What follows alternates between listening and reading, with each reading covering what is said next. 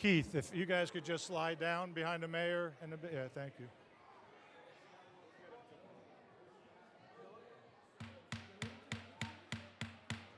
All right, we're going to begin the meeting. Good evening and welcome to the Clark Township Public Council meeting. It is Monday, May 19th, 7:30 p.m. Roll call, please. Councilmember Hoff. Here. Councilmember Hund. Here. Councilmember Mazzarella. Here. Councilmember Minetti. Here. Councilmember O'Connor is absent. Councilmember Toll. Here. Council President Smith. Here. All right, we're going to stand for the Pledge of Allegiance and then a moment of silence after the Pledge of Allegiance. Allegiance to the flag of the United States of America and to the republic for which it stands, one nation, under God, indivisible, with liberty and justice for all.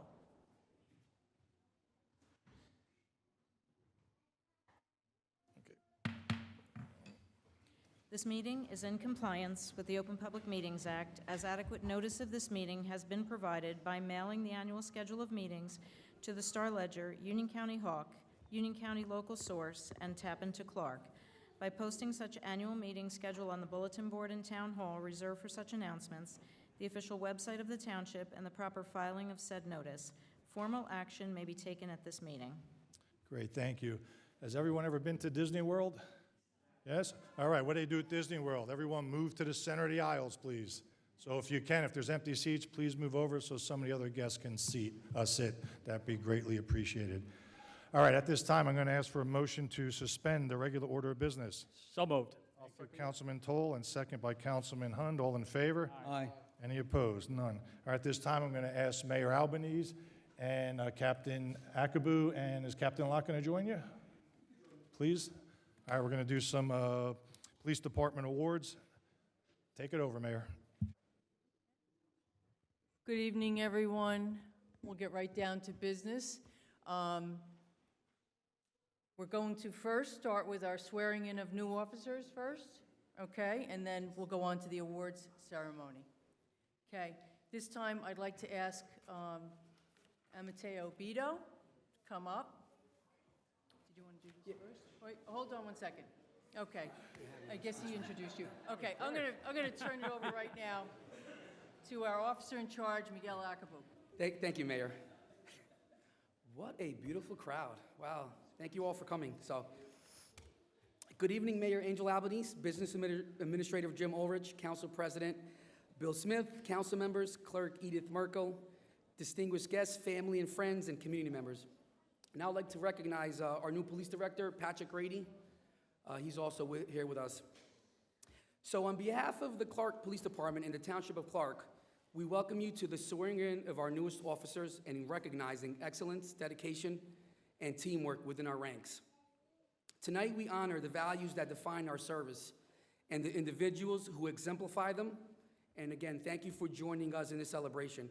But before we begin, this past week was National Police Week. So in 1962, President John F. Kennedy proclaimed May 15th as National Peace Officers Memorial Day and the calendar week. So National Police Week pays special recognition to those officers who have lost their lives in the line of duty and the protection of others. We will continue to keep all of the officers who lost their lives on duty and their families in our prayers. So, to begin, I would like to welcome Police Officer Amateo Bito and his family to the front.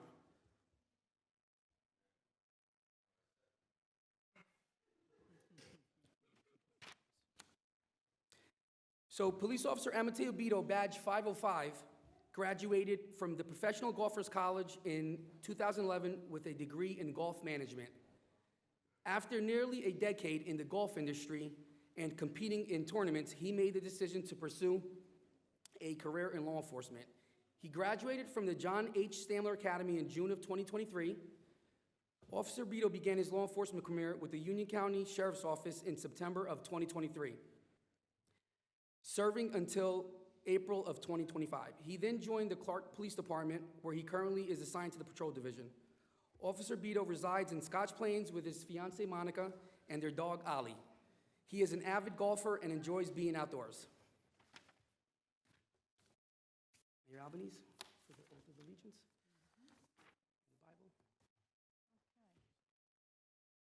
Okay, do you want to hold the Bible?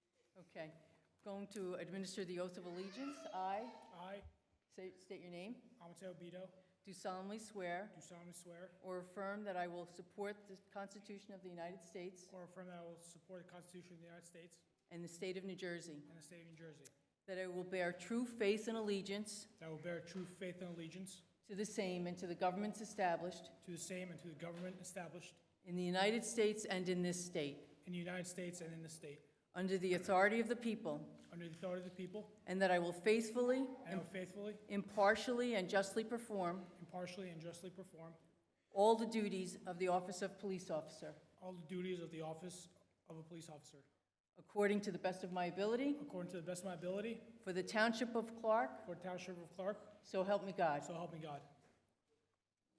Congratulations. All right. You want to pin it on him? I put on enough badges on. So you Okay, Okay. very good.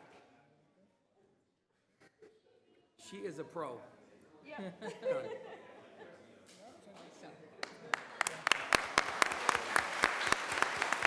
Let's take a picture. Let's just come in. Let's get in front here, no? Want to get in the front? Yeah, get in the front. Get in the front. Sorry, I'm turning. Wonderful.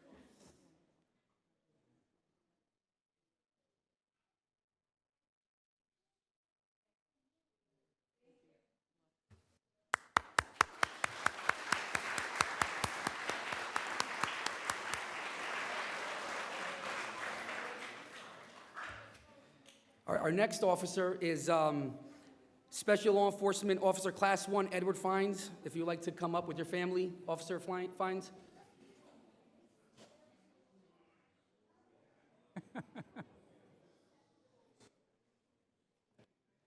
Special Police Officer Class 1 Edward Fines, Badge 413, was raised in Clark alongside his parents, Edward and Mary, and his sister, Jessica.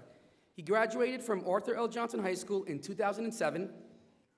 Driven by a strong interest in law enforcement, he went on to study at Union County College and Kane University, ultimately earning a bachelor's degree in criminal justice. Officer Fines began his public safety career in May of 2015 as a police dispatcher for the Westfield Police Department. Over the course of the next 10 years, he developed strong multitasking skills and talent for clear, effective communication under pressure. In April of 2024, he brought his experience and dedication to our department as a police dispatcher. Outside of work, Officer Fines is a passionate sport fan, especially baseball, and is a proud supporter of the New York Mets. That's why I hired him. That's right, go Mets. He enjoys attending sports events and concerts and values spending quality time with his family and friends. Congratulations, Special Officer Fines, and Mayor Albanese would read off of the oath of allegiance as well. Okay. Do you want to hold the Bible? Okay, you put your left hand on the Bible, raise your right hand, and you're going to repeat after me. Come on over here. I, Edward Fines, I, Edward Fines, do solemnly swear do solemnly swear that I will support the Constitution of the United States that I will support the Constitution of the United States and the state of New Jersey, and the state of New Jersey, that I will bear true faith and allegiance to the same that I will bear truth, faith, and allegiance to the same and to the governments established and to the governments established in the United States and in this state, in the United States and in this state, under the authority of the people, under the authority of the people, and that I will faithfully, impartially, and justly perform that I will faithfully, impartially, and justly perform all the duties of the office of Class 1 all the duties of the office of Class 1 Special Law Enforcement Officer Special Law Enforcement Officer according to the best of my ability, according to the best of my ability for the Township of Clark, for the Township of Clark, so help me God. so help me God. Congratulations.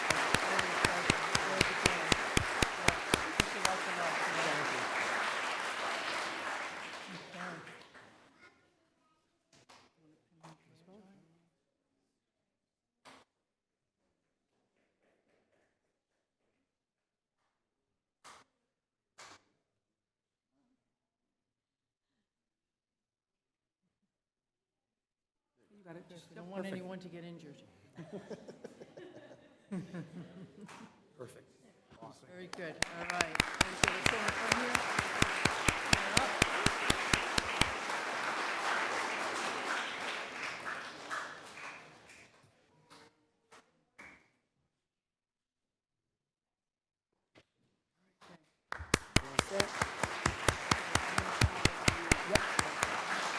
Chris, we're moving.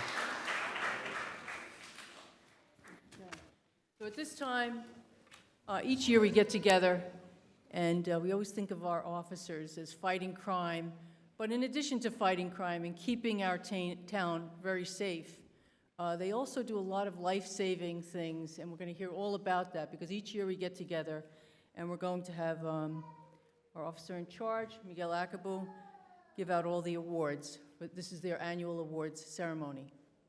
Thank you. Thank you, Mary Albanese. Congratulations to both officers. Have a safe and successful career. So tonight, we gather not only to celebrate the bravery, dedication, and unwavering commitment of our officers, but also to reflect on the crucial role that they play in safeguarding our communities. Clark. I would like to extend my deepest gratitude to all of the family members present here tonight.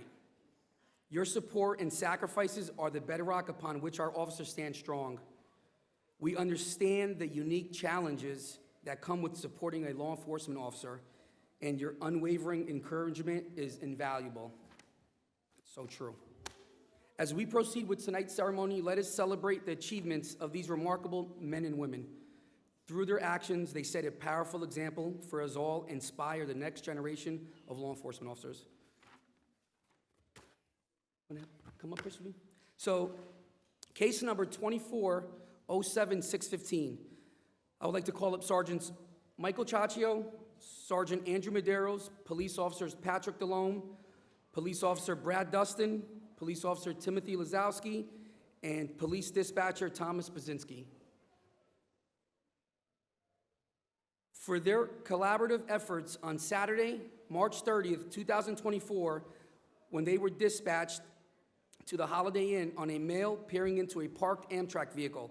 Upon arrival, along with Holiday Inn security personnel, they were able to investigate using security cameras and apprehend the suspect, charging him with a 4th-degree criminal attempt and a theft of movable property crimes. Thank you, guys. Congratulations.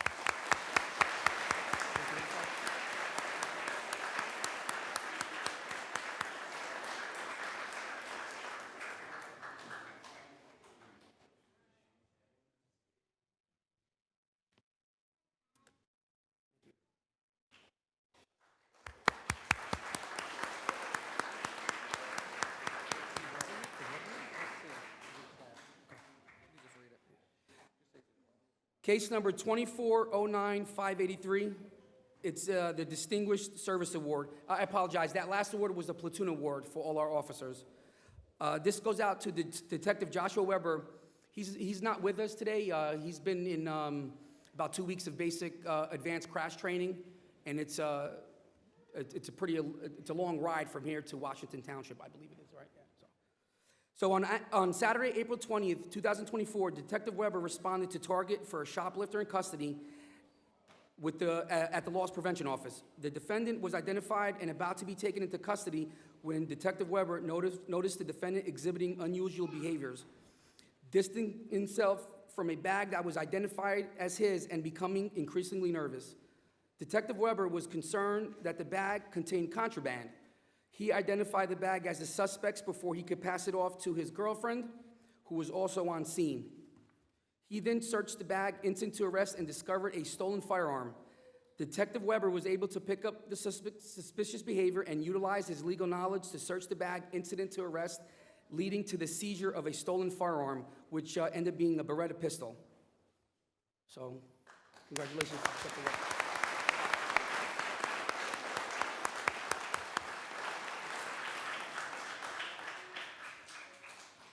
Next case is case 24-10504.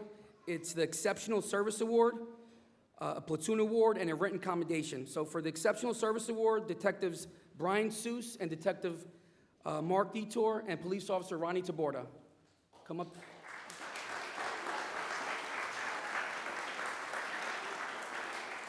We also have a platoon award for Lieutenant Sergio Enriquez, Sergeant Christopher Tuccio, Police Officers Ronnie Taborda, Police Officer Nicholas Kuros, Police Officer Brandon Pitts, and Police Officer Cassandra Kinney, Detectives Brian Seuss, Detectives Mark Detour, Detectives Daniel Joy, Police Dispatchers Kelly Lipinski, Charlene Hadley, and Edward Fines, and last but not least, a written commendation for Detective Brian Seuss. So this was a pretty, it was actually a phenomenal job, assignment. So on Wednesday, May 1st, 2024, officers were dispatched to the Raritan Road area near the Garden State Parkway overpass to assist a man contemplating suicide. All officers, detectives, and dispatchers collaborated effectively to ensure the individual was safely removed from the bridge. He was then taken by ambulance for a psychiatric assessment and necessary treatment. Detective Seuss maintained a monthly check-in with the individual, demonstrating a genuine commitment to his well-being and ongoing support. Thank you very much, guys.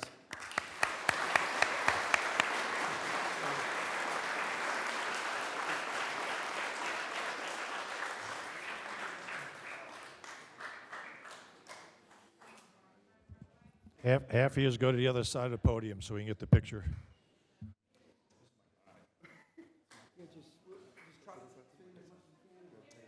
Actually, yeah, I'll go right here. Yeah. Perfect, yeah, just like that, yep. Yeah.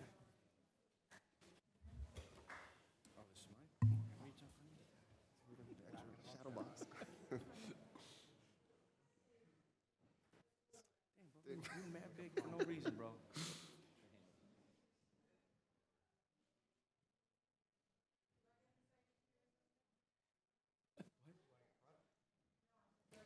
Harper. No. Oh, I thought it was Harper. Sorry.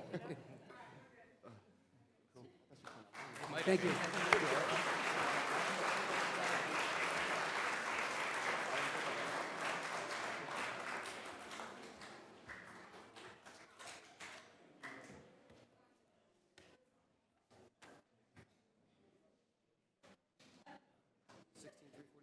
Yep. Case number 24-16345, Exceptional Service Award, Platoon Award, and Written Commendation. The Exceptional Service Award goes to Police Officers Brad Dustin, Brad McKenna, and Timothy Lazowski. The Platoon Award goes to Sergeant Omar Almeida, Detectives Daniel Joy, Bruce McDonald, Police Officers Brad Dustin, Brandon McKenna, Timothy Lazowski, Patrick Delhomme, and Police Dispatchers Thomas Bazinski and Joseph Gribben. And the written commendation goes to Police Officer Brad Dustin. For their collaborative efforts, on Saturday, July 3rd, 2024, while responding to a call which displayed commendable bravery during an incident involving a barricaded suspect who fired multiple shots into a residence. The encounter posed significant risk to life and limb, but the officer's actions prevented death or injury to others. Their efforts included room clearing, victim resident evacuation, perimeter securing, and processing of the crime scene and collecting evidence, which ultimately led to their arrest and charging of the suspect. Thank you, guys.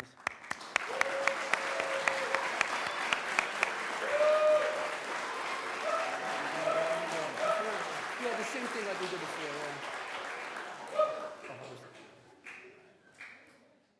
You want to come on this side, kind of like an angle? Yeah.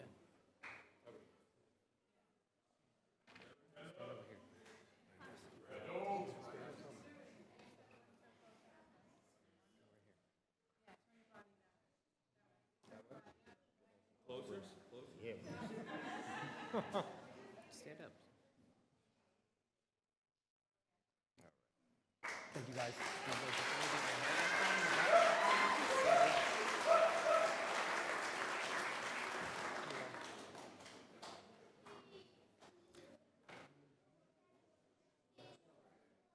And then the written commendation.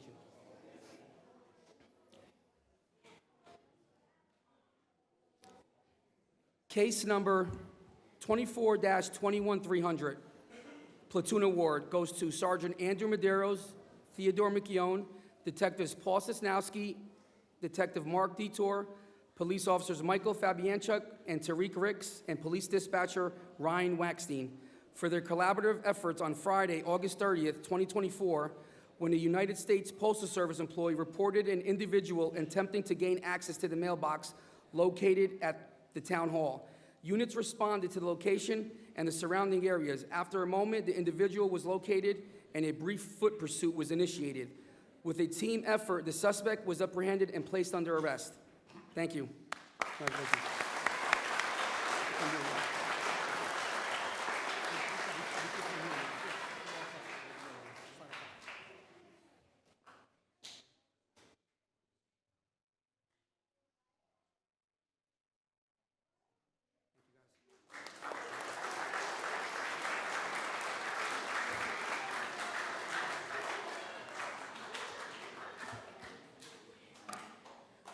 And a written commendation to Police Officer Patrick Delhomme. He cannot be with us, he's on vacation. So Officer Patrick Delhomme was involved in an off-duty activity that exceeded his normal job function and duties. On June 19th, 2024, Officer Delhomme was able to identify and help in the apprehension of a shooting suspect in the Township of Irvington. Officer Delhomme went above and beyond the expected performance of his duties to assist in apprehending a suspect who was a danger in the community. These efforts are a testament to his dedication to our agency and the state of New Jersey's policing efforts.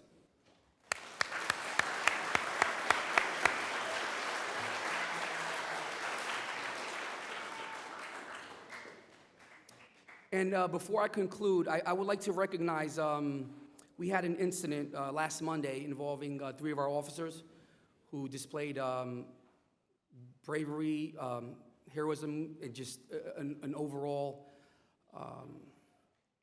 dedication to wearing the uniform and life-saving measures. So, Sergeant Pedro Oliveira, Officer Giovannina Prisco, and Officer Tariq Ricks, you know, their heroism was extraordinary in saving the life of a crash victim that was trapped in a burning vehicle on the Garden State Parkway.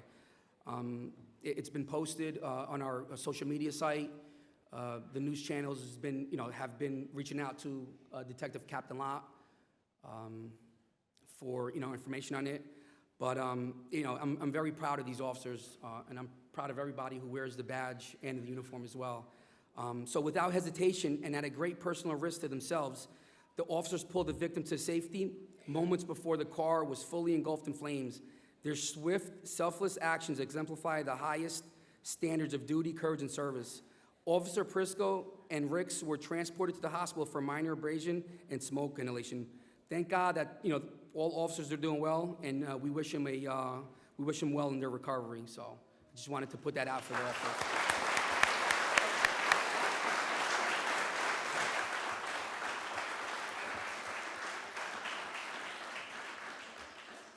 So thank you again for coming. I'd like to pass it over to Mayor Angel Albanese, and congratulations to all of the Shall I let the younger, police leave? the 4th and 5th graders and for the basketball league. So, thank you. We're going to take a quick 30 seconds or a minute to allow the police. I know some of you have to get back on duty. If you would like to leave, feel free to do so. Otherwise, you can stay and watch the awards for the basketball teams.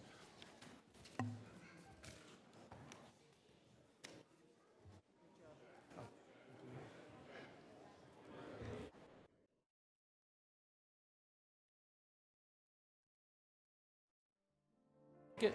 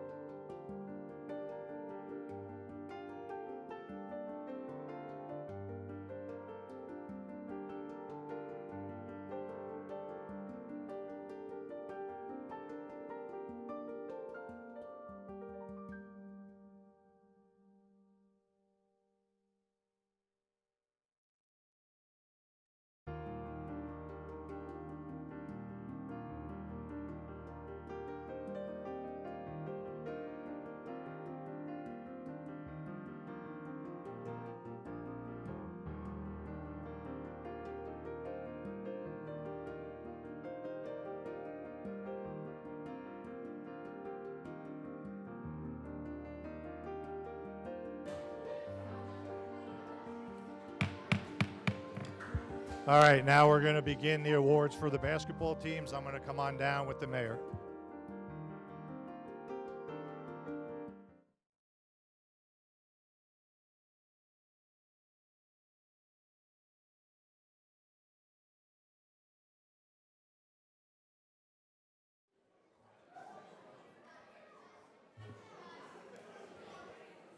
Okay, if you could move all the way into each row, as Councilman Bill said.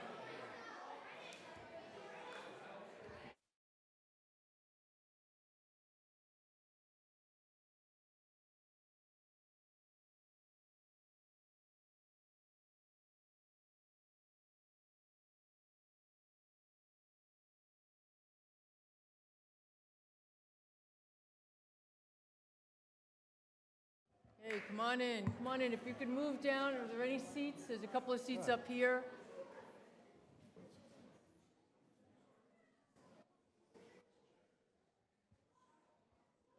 This is a hard crowd to get a hold of, right? You had spring break, we're here.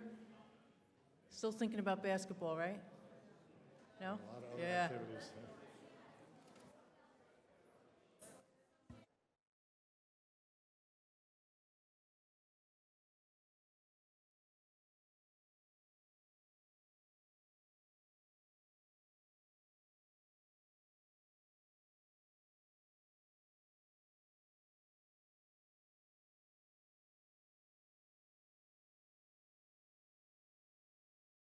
Great. All right, for those who don't know me, I am Council President Bill Smith. I also officiate, so a lot of you may recognize me. I don't use these when I officiate, but Mr. Albarella probably thinks I should use them, right? So, Depends. anyhow, I'd like to call up Jason Katz to come join us up here.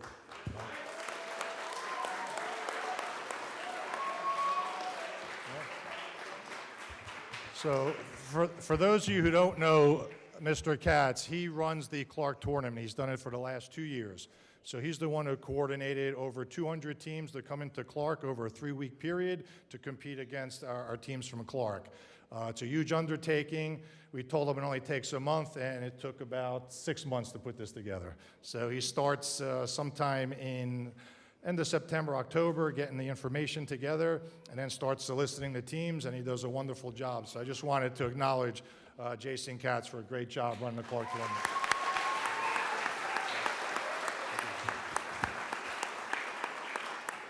I know the president of Clark Travel, Jason Ham, is here somewhere, but he's going to come up with his team, so we'll acknowledge him when he comes on up. So have a seat. Anyhow, I'm going to turn it over to the mayor. We're going to begin with the 4th grade boys. Call the coach up. Yeah, I was just going to say, first of all, it's just amazing that the tournament has grown to 200 teams, and I think out of the past 20 years that I've been on council, prior to being mayor, this is the most teams we've had, I think, at this meeting. It's incredible to have 5 teams winning this year. So great coaching, right? And a lot of hard work. And I know there's a lot of talent as well. So we're going to start with the 4th grade boys. I think first I'll call the coaches up. Greg Sukas.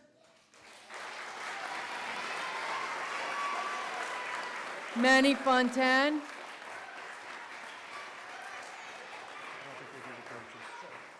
Yeah, they did. Mike Cucci. Okay, he's not here. And Rob Cotillia. Okay, so go down.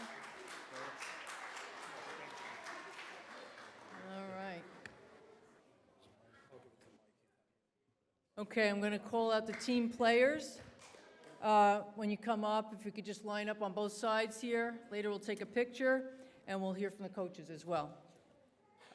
Marcos Tsoukas.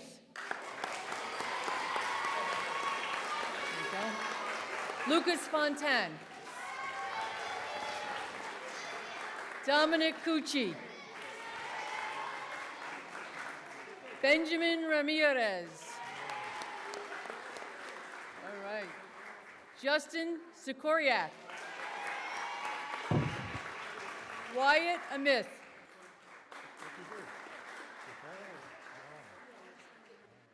Jake Filonino. Max Bonilla.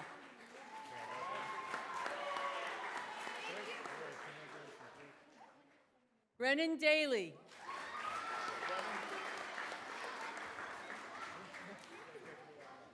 James Dollard. James. Braden Cutlia. Did we miss anyone? Nick Lipinski. Yeah, that was a joke. That was a joke. We saved the best for last. Do you just want to come down for a picture or no? Yeah. Up to you? Come on down, line up behind. Before, they can come down.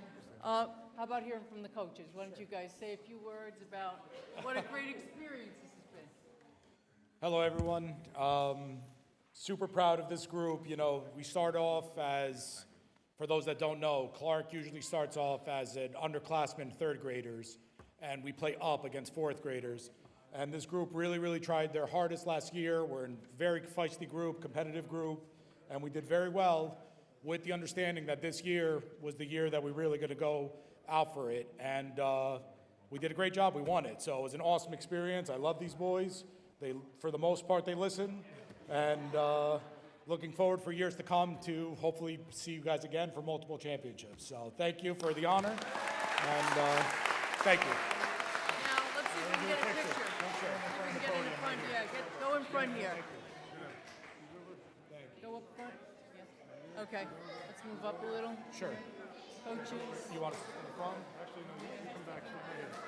yeah. Okay. I got you. I'm going to give Jess, you. get over I'll here. give you.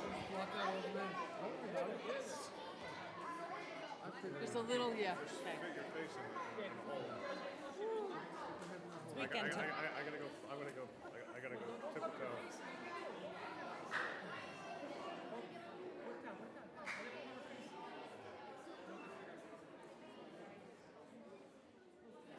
Awesome. All right, everybody give me 5. I had to go full tippy toe on that one. All right, so that was good for the boys. Yep. Okay, we're moving right along. 5th grade girls. Coaches Kerry Feeney and Bob Reedy. Okay. Oh. So you get to speak to them. Yes, yes. All right, we're going to bring everybody up first. Charlotte Reedy. Anna Huezo. Melody Lang. Nadia Malski. Whoops. Madison Russo. Jason, pull on that side. Kylie Spearnock. Sophia Suchak. Denver Williams. All right. Bridget Feeney. Katie Ferrara. Congratulations. Shake my hand first. Okay, here's Ruby Katie's. Kenna Hackney. Lila Mamola Rodriguez. Okay, Kerry's not with us. All right, now we're going to hear from our coach. Okay. Thank you. Here you go. Well, so Carrie couldn't be here tonight. She's not feeling well, but she's the backbone that gets these girls to play their best. We push them hard. Anyone that's been in the gym, you hear it. And I'll say this: the girls they grew a lot this year, and we were worried being in the top bracket of the Clark tournament against some of the big dogs. You know, you got to play the tough teams like Hillsborough and Westfield, Cranford. They were all great teams, but I don't know what got into these girls. They played their hearts out that entire tournament. I've never seen them play like that.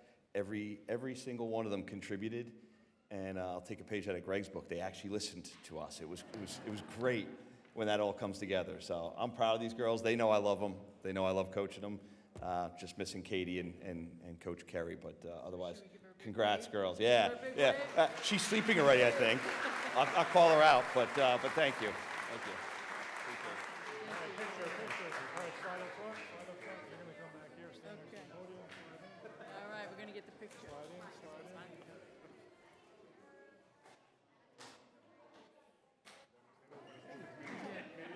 Good job. Don't block. Jay, stand up. Francois tells me which way to move. This way. Frank does. You don't have to worry about Steve. Full tippy toe, watch. See that? I go full tippy toe. Elizabeth, you just can't get rid of me, huh? You just can't get away from me, huh? No, do you want to take, okay, you can I'll take Carrie's, yeah. Did I say your name right? Breedy. Oh, that's what I said.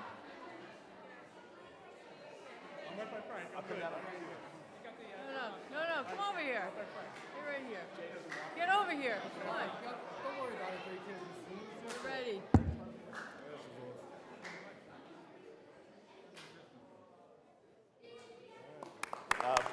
Bridget.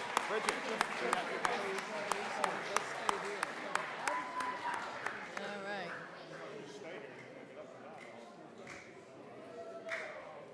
Okay, next, fifth grade boys. I did get to see that last game. That was amazing. All right, I'm going to call the coaches first. Jason Ham and Harry Street. Let me say a few words first. Okay, go ahead. I just want to jump in here. Jason is the president of Clark Travel Basketball. He does a lot of work. He works a full-time job, and he works a second and third full-time job, putting all his time into Clark Travel Basketball.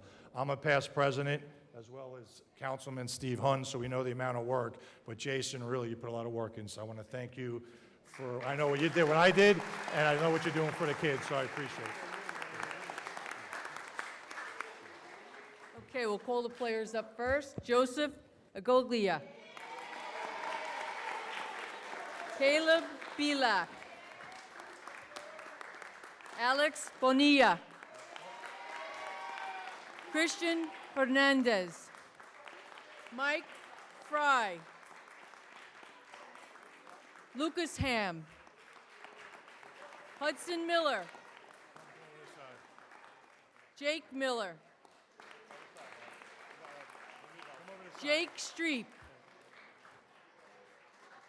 Where's Jake? Who's Jake Streep?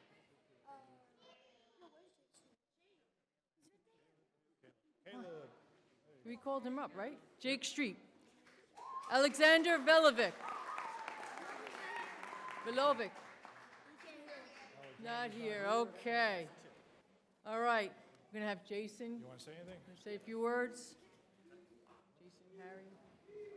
So I just want to thank the boys, the parents, everyone for just a great year that we had. Everyone who knows kind of coming into the tournament, we really played our best at the tournament. We had a lot of ups and downs this year in terms of how many games we won compared to the year before, but that tournament showed that we could beat anybody in the tournament, anyone within the league. Every game we came out, we were always expecting to win, and in that tournament we did. And everyone knows that when Wayne came in to play us, they weren't expecting to get beat, right? Yes. And we beat them down. So good job, boys. Yeah.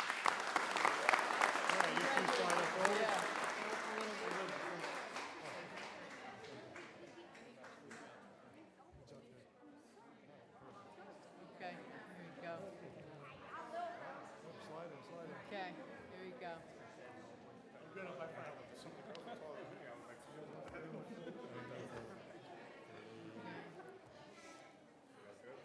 Oh, this goes with it.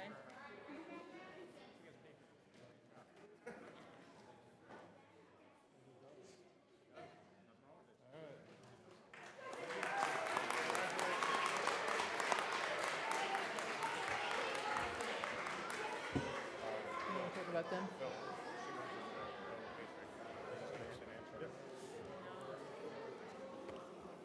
Okay. Here are two teams that are moving up, and it was just wonderful that both the 8th grade boys and the 8th grade girls won. So we're going to pick the boys first. First, I'm going to have the coaches come up. Keith Albarella. Sean Thompson. Wally Alicia. Elisea. Sorry, Wally. Yeah. Okay. Eddie Albarella.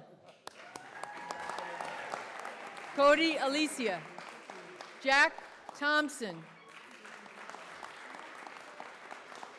Esteban Romero. Drew Forfa. Gavin O'Neill. Xavier Cressy. Gianluca De Silva. Justin Velli. And Marcello Serrano. All right.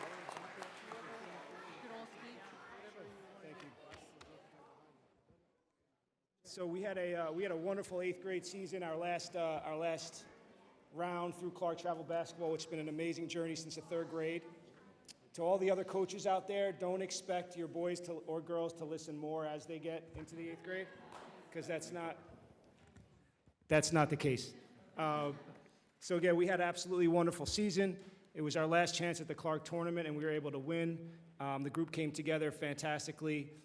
In addition, we really peaked through our Clark Travel Basketball career because we finished by defeating Linden in the Central Jersey Championship, and they're a perennial powerhouse, so it was a fantastic way to win the last game we ever played together.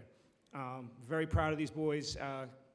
Just want to thank them and the families for the ride. It's been fantastic. Thank you.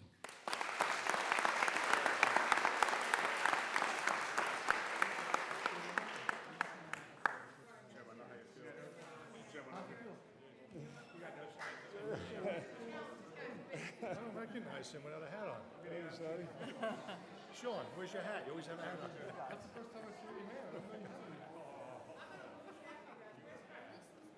Frank's right here. Good, Frank. Yes. Okay. Got it. Get it in there. Want me to go low? Okay. All right. All right, Slide over come a in, little. come in. Slide over a little. Slide over. Get close, get close. Thank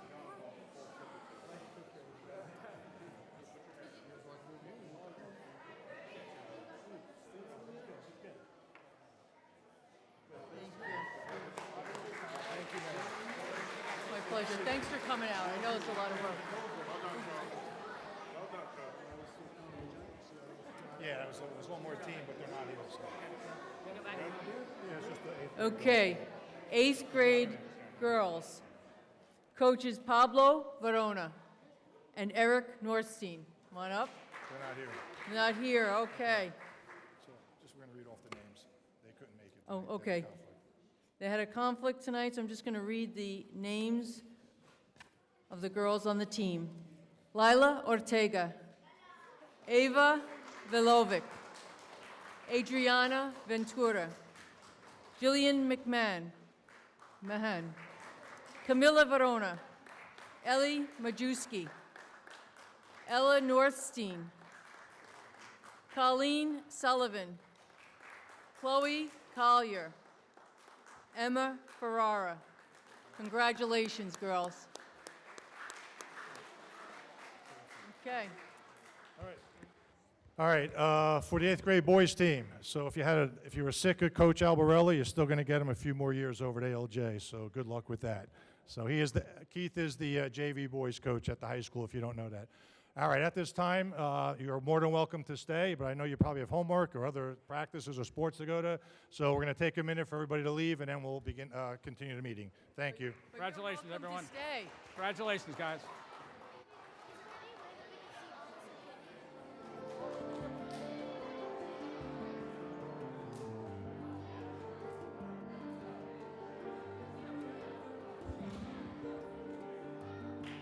What do you want me to do with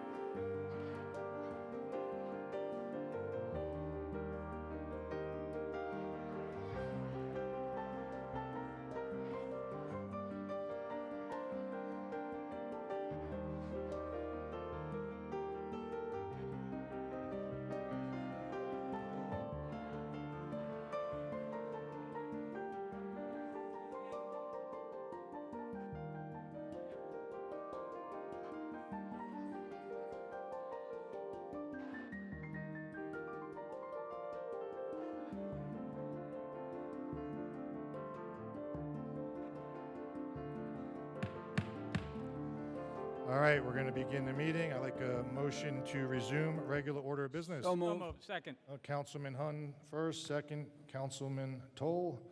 All in favor?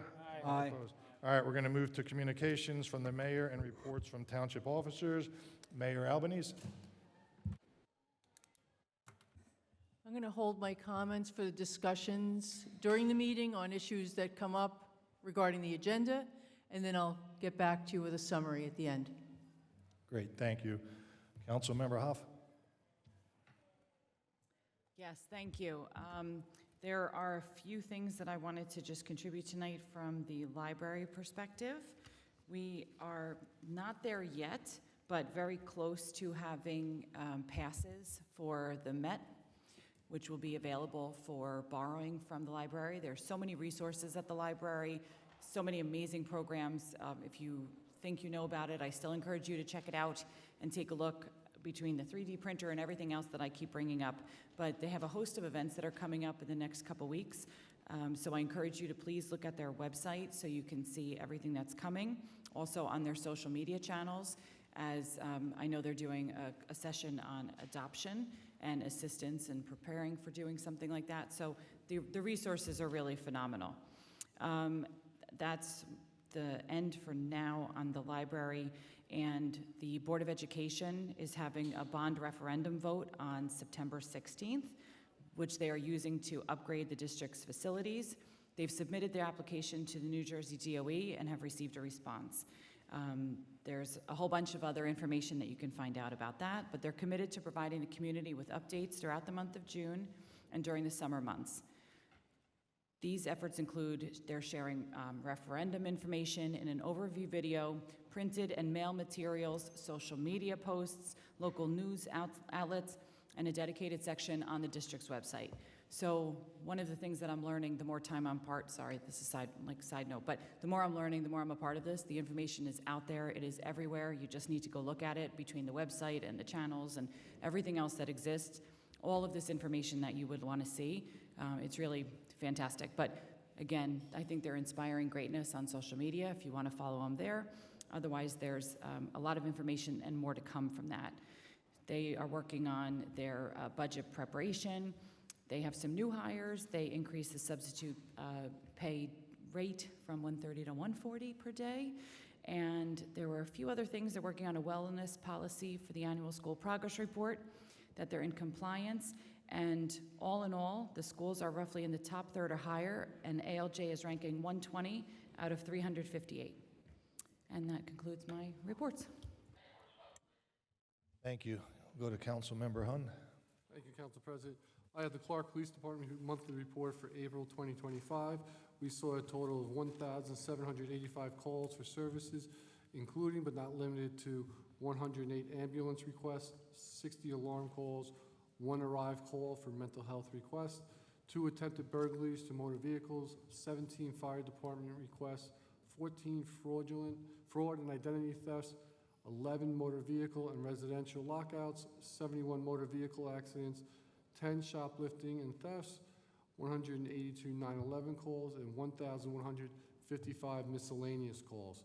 There was a total of 11 adult arrests, including but not limited to 2 for DWI, 5 for shoplifting, 1 for simple assault, and 1 for warrant. The Youth Aid Bureau handled a total of 15 cases, including but not limited to 1 for shoplifting, 5 for offenses against the family, 2 for truancy, and 2 for short-term custody. That concludes my report. Thank you. Councilmember Mazzarella. Yes, thank you, Council President. This is my DPW report for this evening. There will be no electronic drop-off in May this month. Please make a note of that. On grass pickup, I'm going to hold off, and our administrator is going to elaborate on that later to his comments. Branch pickup will begin May 27th with 1 pickup. So you can place your branches out this week. Please make note of that. Bulky and appliance pickup appointments are required by Thursday, week before your scheduled pickup week. Bulky pickup items shall be bagged. No paint and chemicals, please, mixed in. June 4th, It will be a paper shredding event. It will take place in the DPW facility located behind the police station here from 9 to 1. No plastic bags, cartons, newspapers, binders, or books.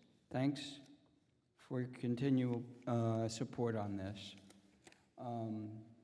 To schedule any DPW services, please go on www.ourclark.com, click on the tab for online services. That covers permits, bulky and appliance pickups, tree trimming, tree removal pickups, mulch deliveries, potholes, and accessory. Please let us know what appliances and metals are to be picked up.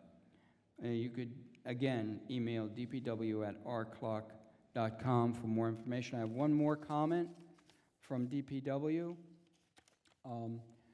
As Clark Public Works Department celebrates National Public Works Week, our Public Works Department and personnel will be hosting a Touch a Truck event this Thursday, May 22nd, from 3:30 to 5 p.m. at our DPW facility behind this building in their yard, 315 Westfield Avenue.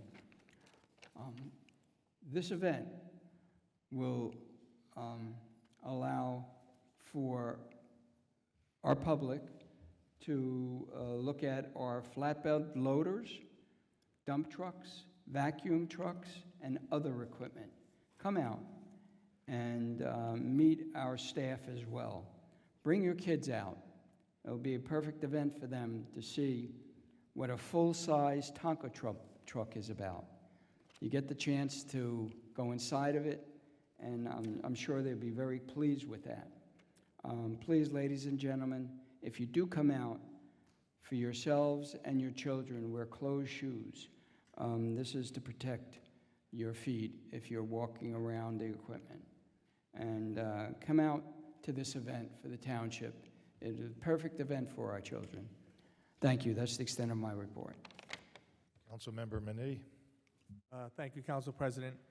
Unfortunately, due to a mix-up on my part, I do not have the fire department report tonight, but I will update our community in our next report come in our June meeting. With that being said, I would like to thank Chief Sarasa and all the members of the Clark Fire Department for a job well done and all the support and, you know, keeping the town safe. So I will update in June. Sorry about that. Councilmember Toll. Thank you, Mr. President. Can't take him anywhere, but we do love him very much. Okay, so I'm from the Environmental Commission. The Environmental Commission will be meeting this Wednesday. I'm going to get the sound right here. This Wednesday, what's today? Today's the 19th, the 21st, in room 30 at Brewer Municipal Building. Anybody interested in joining us? You're welcome. Mr. Hayden, who is the chairman of the Environmental Commission, has given me this message to tell you, the community of Clark, that there is no update on the progress of the Union County and the dealings of our reservoir. They have not given any reports or any updates as of today. He's in touch with them, he works for the county, so he should know. So we're going to find, when we do have more information about the reservoir and what they're going to be doing, any updates about the change of plans, we will then relay them through the administration and through the town. That's it. Thank you, Mr. President. Thank you. All right, from the Pool and Recreation Department, registration for the Clark Community Pool is underway. You can visit the township website at ourclark.com and go to the swim utility tab for membership information. Registration for the Clark Summer Rec Program is going on as well. The camp is open to second-year pre-K through 8th graders, and the camp runs from June 30th through August 7th. Again, all information is on the Recreation tab on the ourclark.com website. Thursday, June 12th, is Somerset Patriots Night. It's a fun night. Ralph gets tickets for a whole section. If anyone's interested in this event or has questions regarding the pool or rec programs, you could always email Ralph Bernardo at rbernardo@ourclark.com or call the rec office at 732-428-8400. And lastly, I just want to mention next Monday, May 26th, is Memorial Day, and it's our annual Clark Memorial Day Parade, which kicks off at 9 a.m. There will be marching bands, there's floats, There's entertainers, a lot of township organizations, and many surprises that Ralph adds to the parade each year. Please line the streets on Westfield Ave from Fulton Street to ALJ High School to cheer on the participants. Once we get in front of ALJ High School, we will have a ceremony honoring our fallen heroes who defended this great country, as well as dedicating a new memorial monument. So we do ask, if you are home on Monday, please come on out and enjoy the day with us. And that's all I have on the pool and rec. So at this time, we're going to move on to ordinances, appropriations, and claims. Public hearing on proposed ordinances. Thank you, Mr. President. For the record, no objections have been received in connection with the proposed ordinances.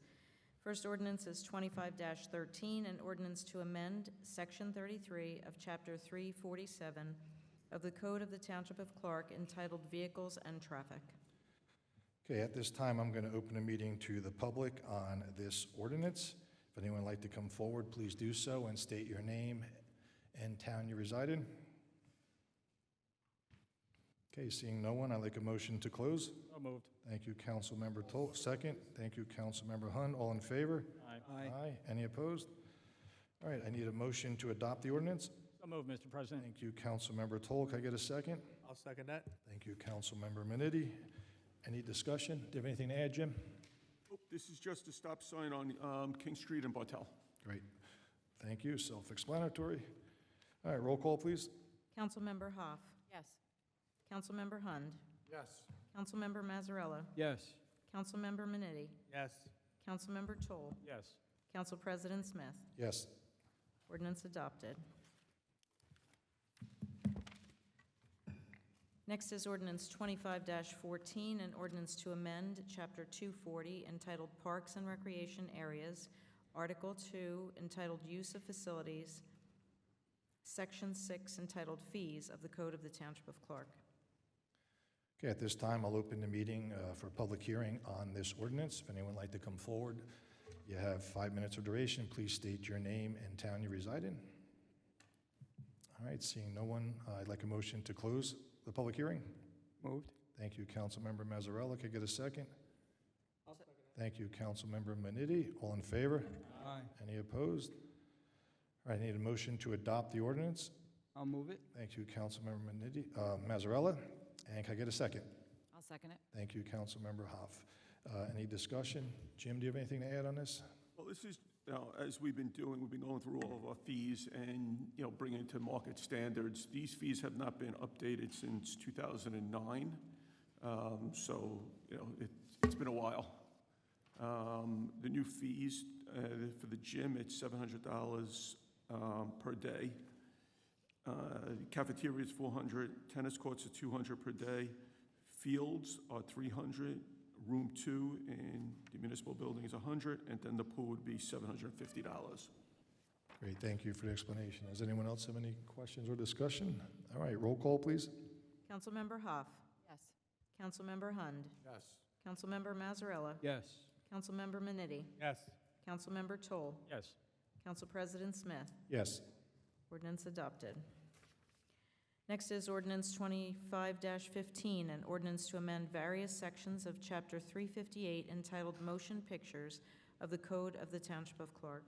Okay, thank you. At this time, I'd like to open the meeting, public hearing on this ordinance. If anyone would like to come forward, you have 5 minutes of duration. Please state your name and town you reside in.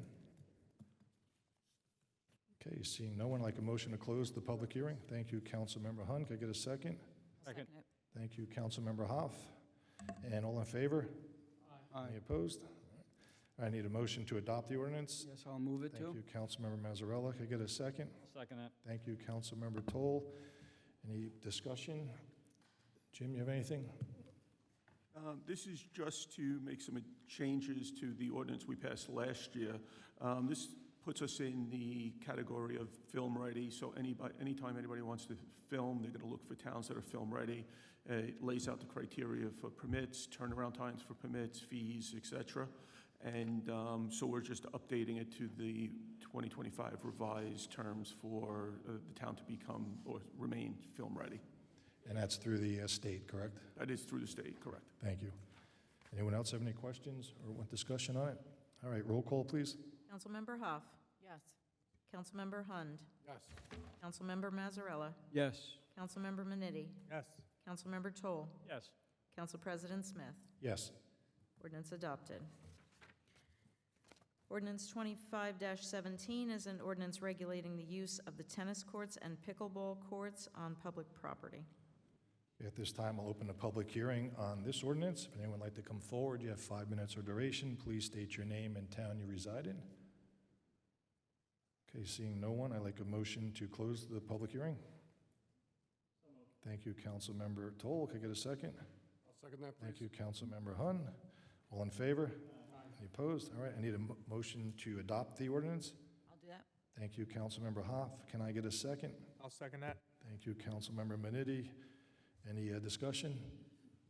As we've been discussing at all the meetings, between the workshop meetings and our last public meeting, we want to restrict the use of the tennis courts and pickleball courts to only pickleball and tennis. We don't want to have people roller skating, we don't have people skateboarding, using scooters, et cetera, because it damages the surface. So we put this ordinance in place to protect the investment that the town has made into tennis and pickleball. Great idea, thank you. Anyone else have any questions? All right, roll call, please, Madam Clerk. Councilmember Hoff. Yes. Councilmember Hund. Yes. Councilmember Mazzarella. Yes. Councilmember Minity. Yes. Councilmember Toll. Yes. Council President Smith. Yes. Ordinance adopted. 25-18 is an ordinance to supplement Ordinance 25-09, entitled An Ordinance to Amend and Supplement Chapter 347, entitled Vehicles and Traffic, adding Article 11, entitled Motorized Bicycles and Scooters, and Section 347-65 thereof, entitled Motorized Bicycles and Scooters of the Code of the Township of Clark. Okay, at this time, I'll open a public hearing on this ordinance. If anyone would like to come forward, please state your name and town you reside in. You have 5 minutes in duration. All right, seeing no one, I'd like a motion to close the public hearing. Thank you, Councilmember Hun. Can I get a second? Second. Thank you, Councilmember Mazzarella. All in favor? Aye. Any opposed? All right, I need a motion to adopt the ordinance.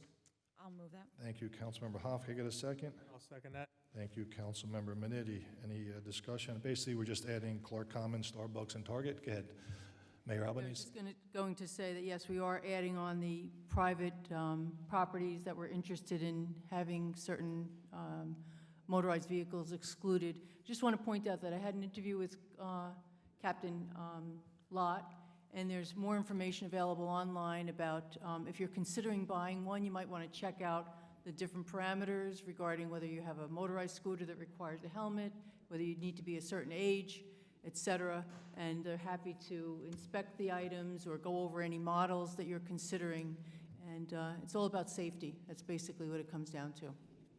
Great, thank you. Does anyone else have anything? Can I have a comment, please, Councilman? Go ahead, Councilmember Hund.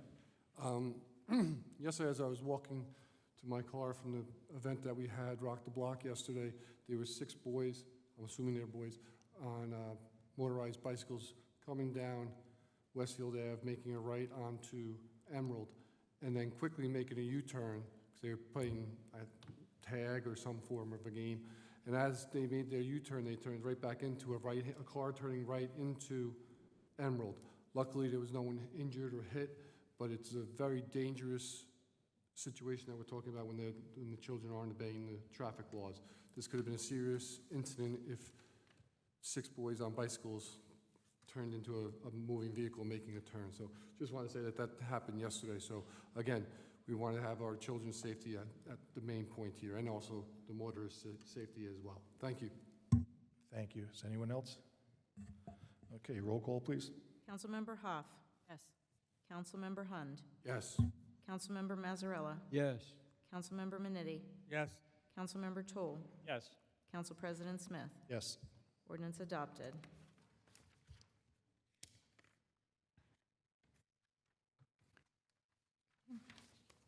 Next is introduction of proposed ordinances. We have one ordinance for introduction, 25-19, an ordinance of the Township of Clark, County of Union, approving the application and financial agreement for a tax exemption pursuant to the long-term tax exemption law for 2729 Westfield Avenue Urban Renewal LLC for the construction of a residential project located at Block 91, lots 8.01, 10.01, and 36 on Westfield Avenue and Washington Street.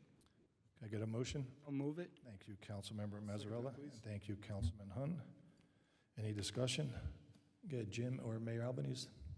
I'm going to let Jim handle the details, but as you know, this is a pilot agreement, and it's been reviewed by the planning board, now presented to council for approval.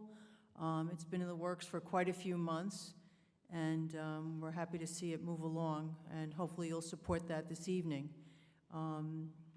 Jim, do you want to add any comments on summary of terms?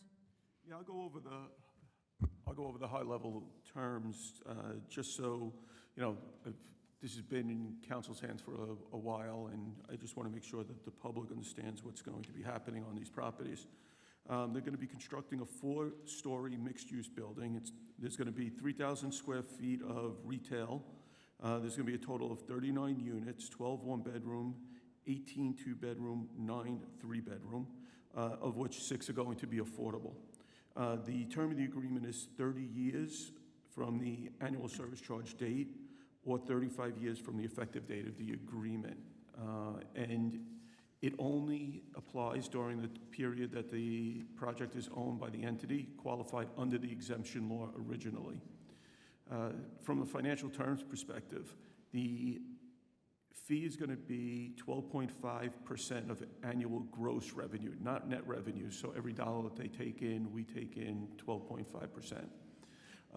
And then the percentage of the tax otherwise due, or the minimum annual service charge, which is the land taxes from the last full year. And it's going to be broken out, you know, into 5 different terms. So from year 1 to 15, it's going to be 12.5%, the annual growth of the annual gross revenue, or the minimum annual service charge. And again, that is the land taxes from the last year that the properties were together. Years 16 to 21, it's going to be the same 12.5%, or 20% of the taxes that were originally due, or the minimum annual service charge. Years 22 to 27, it's going to be 12.5%, or 40% of the taxes, or the minimum annual service charge. 28 to 29 is going to be 12.5%, or 60% of the taxes, and then year 30, it's 12.5%, or 80% of the taxes. There's 4 payments. It's going to be like a standard tax payment. It's going to be on February 1st, May 1st, August 1st, and November 1st. In addition to those, the land tax is going to be paid separately. So whatever the property value is, they're still going to be paying land taxes on the property. And that's separate from the annual service charge. There will also be an administrative fee for the township for managing all of this, because there's a lot of paperwork on the back end that we have to do between going through the financials and doing all the manual billing, of 2% of the annual service charge that comes right to the town. They have to provide us an annual audited report within 90 days and ownership disclosures. The entity may terminate the agreement voluntarily after 1 year with 30 days notice. And there are some additional off-site improvements. So they're going to be responsible for water, sanitary, sidewalk, curbs, street lighting, street trees, landscaping, pavement restoration, and on and off-site traffic control improvements. They are, they're required to build as based on the concept plan that came through the planning board. They are required to have the affordable housing units, which counts against our requirement for the fair share housing units. Each one of those 6 fair share housing units are going to be deed restricted for 30 years, so they cannot make any changes to them. They have to be affordable for 30 years. And the income distribution is for those affordable units are going to be 13% for very low, 37% for low, and 50% for moderate income.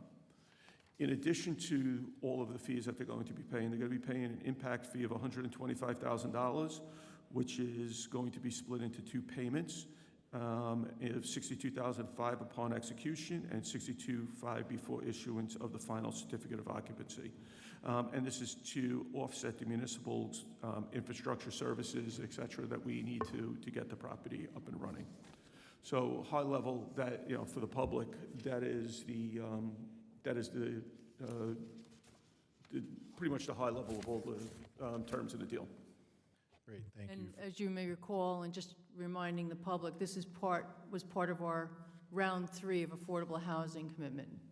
So we've put a lot of energy into focusing on development on the Westfield Avenue in the downtown area.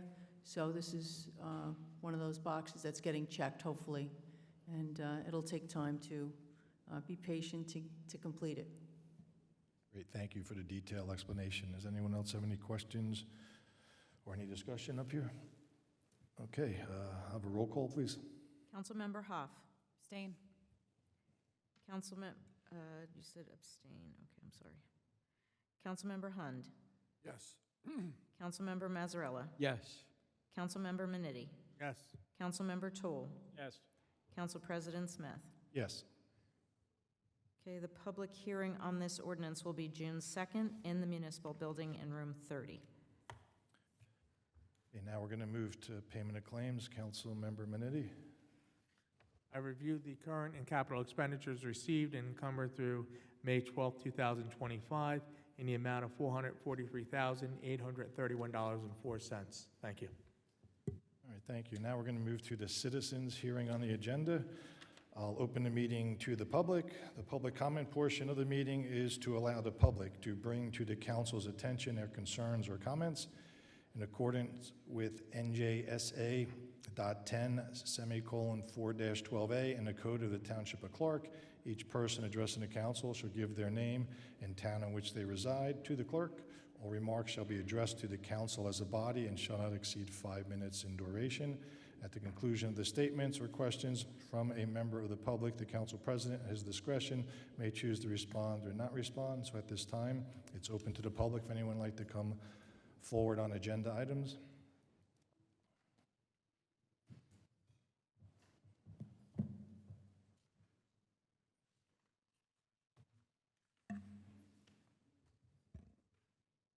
Good evening. Does this include the consent agenda resolution? You just give your name and town you reside in. Celia Collins, Clark, New Jersey. Okay. This is for anything on the agenda. Anything on the Yep. agenda? Okay, on number 18, authorizing the business administrator to deliver a memorandum of agreement between the Township of Clark and the County of Union for the removal of the burn property abuts the Robinson branch of the reservoir. What I'd like to know is... Please, Celia, please speak into the microphone. Oh, You're not what being is- picked up on the recording equipment. Okay, okay. What is the extent of this removal? Where does it start? Where does it end? Whose property does it affect? Because I assume the berm is along the shore. I'm not... That berm is the berm that's right here that we use for the police firing range. They're putting a walking path behind the police firing range. So we are removing the berm upon the request of the county and the trust, right? And because it doesn't make sense to have a walking path behind the firing range. Is that going to cost us, or is it going to be included in the county? No, it is going to cost us. It's our berm. Oh, So it depends on where we dispose of the soil. We may actually make money on it, but we don't know yet. even though they're the ones that want to build the walkway? I'm just asking, Yeah. because we went to the meeting on Thursday night, and they haven't even finalized. They just sent out a request for proposal for doing the engineering work. Okay. Yep. Thank you. Thank You're you, welcome. Delia.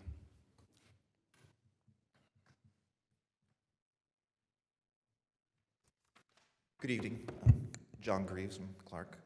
I just had a couple questions about the authorization to enter the pilot agreement. So what was mentioned tonight, that was the first time I heard any of the details of the agreement. That's not available on the website yet, or is that publicly available? Because I know sometimes there's like a certain amount of time that it's, before it's available.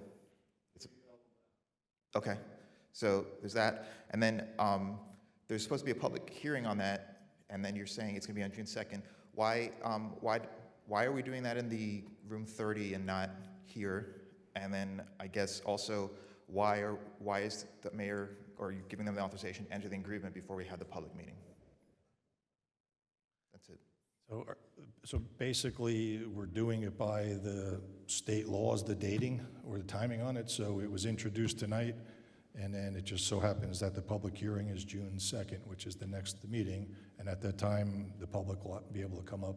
But it's like a workshop meeting. It's not like a regular. It's a public meeting. We're going by the state law, Mr. Greaves. Okay. Okay. Right. Thank you. Thank you. Oh, actually, if I could just ask one detail from Mr. Ulrich about the property. You said that there was like 3,000 square feet of business space there. I remember the plans were much less than that, like 800 square feet, something like that. Did that change? The original plans were for about 3,000. They came in because they had to get the additional parking down to 800, so it's going to be somewhere at maximum of 3,000 square feet. But the plans that I know there was more, but then after they changed the parking to get approval, it was reduced significantly. If they could make it work to 3,000, they're going to make it work to 3,000. But so it changed back to 3,000? Up to 3,000 feet. So it could be at that point, correct. They got to fit the parking lot in, so Yeah. so they can go up to, if they can make it work, they can get up to 3,000 square feet. The odds are probably not, because they got to put a driveway and a parking lot in. Well, yeah, I looked at the plans and But once the actual plans or when everything the drawings, is finalized and approved by everything's still got to be approved. The final plan's got to be sent in to the construction code official, reviewed by the engineer, reviewed by the traffic, the traffic planner, has to be reviewed by our planner, has to be reviewed by zoning, and has to be reviewed by, Rolway Valley Sewage Authority. I think that's it. And then, just as long as everything is permitted, so he can still go up to 3,000 square feet. I'm not saying he is, and he's probably going to be much closer to the 800 because it just doesn't fit, but... We're talking about the Knights of Columbus, the old Knights of Columbus place with the Ninja Sushi and the... Correct. Place? Okay. Because, I'm sorry to keep going here. There was the planning board meeting, there were plans approved. It was sold or somehow changed entity, is that what happened? No. So what makes it have to go through it again? What happened was they went in with the 2729 Westfield Avenue LLC. In order to do that, in order to get the pilot agreement, you have to have an urban renewal LLC approved by the county and approved by the state. Okay. So they transferred it over to the urban renewal. So now I think it's 2729 Urban Renewal LLC that was presented to the county and presented to the state for approval, which we have all of the approvals. So it is a name change, not a ownership change. Oh, okay. And it has to go through planning again? No. Oh, okay. All right. Okay, all right. Thank you for your time. Appreciate it. thank you. Okay, so if I could just add on that, so we're introducing tonight, so if anyone would like to see the actual financial agreement, they can go to the clerk's office and see it. Thank you.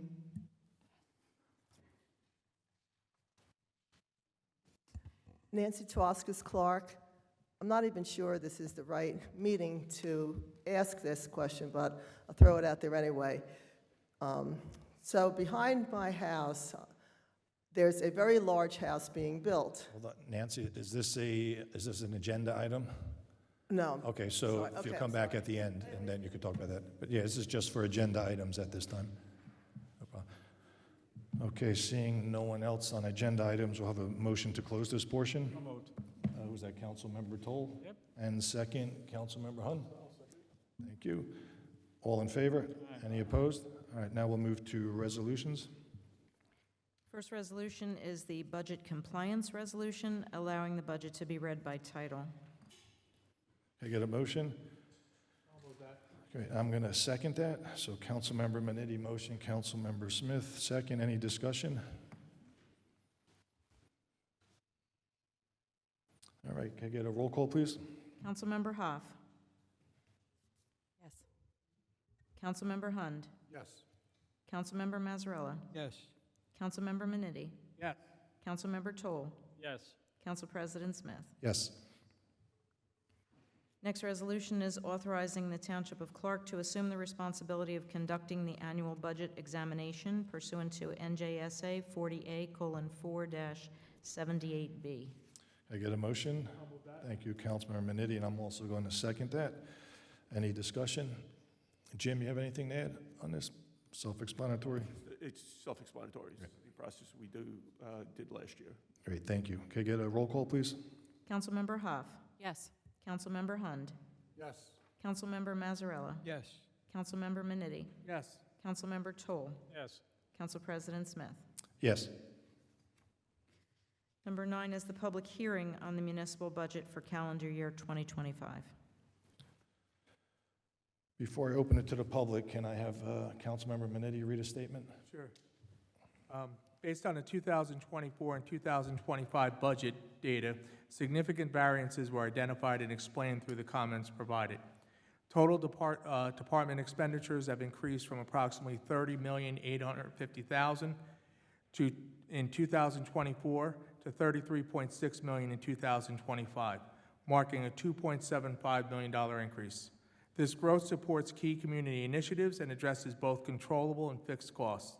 Of the $2.75 million, $1.7 million is allocated to projects funded by grants, including rehabilitation of the Robinson House and the acquisition of a new ladder truck for emergency services. Strategic financial management has led to a reduction in debt services by $166,000, contributing to overall fiscal health. Despite the budget growth, the average household will experience a tax increase of approximately $53 per household. Controllable expenses accounted for approximately $570,000 of the total variance and reflect strategic decisions made by individual departments.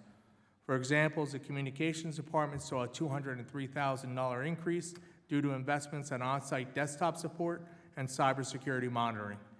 The Clerk's Office added $62,000 to the budget to hire a deputy clerk in the anticipation of staff retirement.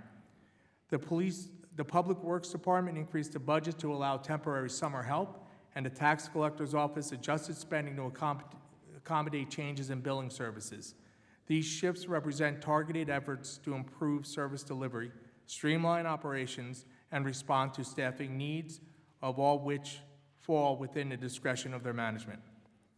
Fixed expenses total approximately $765,000 of the overall variances were primarily driven by contractual and non-discretionary obligations that the departments have limited flexibility to adjust. For instance, the engineering department saw a notable increase tied to ongoing contractual engineering support and permit compliance efforts. The legal department's fixed costs rose due to anticipated increase in litigation and consulting needs. Similarly, public safety departments, including police, fire, and emergency services, reported rises in fixed costs related to union-mandated salaries, increased pension obligations, salary increases, and insurance premiums. These adjustments reflect structural costs that support core municipal functions and are often dictated by labor agreements, state requirements, and multi-year contracts. In conclusion, the 2025 budget reflects our commitment to proactive approach in both discretionary and non-discretionary areas. The detailed explanation provided for each budget range demonstrate the deliberate and strategic allocation of funds. This approach ensures operational enhancements and continued essential services are achieved while maintaining fiscal responsibility with as little impact on our residents as possible. Thank you. Thank you, Councilmember Manetti. At the beginning of your statement, did you mention? I'm sorry? Did you mention what the increase would be per household? $53. $53 per household. Great, thank you. I just want to make sure No problem. I did hear that correctly. All right, at this time, I will open the meeting to the public on the budget. If anyone would like to come forward, please state your name and town you reside in, and you'll have 5 minutes or duration. Hello, John Greaves again from Clark. I just had a few questions on some things I noticed, and some of the things I understand you might not know off the top of your head, but let's ask and see what you guys can answer. So one of the things that I was curious about was you have the cell phone tower rental revenue. That seems to be $500,000 this year, and it was $660 last year. But I believe there was the lease on the property was bought out in 2023, so it makes sense the $660K in 2024. But I guess is there another tower that? Where's the $500K coming from this year? Is it? How does that relate? We ended up not using it last year, so we're using it this year. Oh, so it's not additional it's not new revenue. Not it's new just revenue. Part of the thing. Oh, okay. And then, I brought this up a different time, was the length of service award program. The last 3 years, the length of service award program, I believe, is, an award that's given to, the volunteer firefighters after they've served for, I think, like 5 years or more.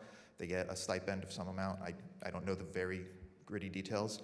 But I know that for decades previous, it was funded at $60,000 a year, and the last 3 years in a row, it's been $1,000. And I just wanted to know what's going on there. Same answer as was in the last 3 years. We have a surplus in the account, so there's no reason to fund it to the amount of $60,000.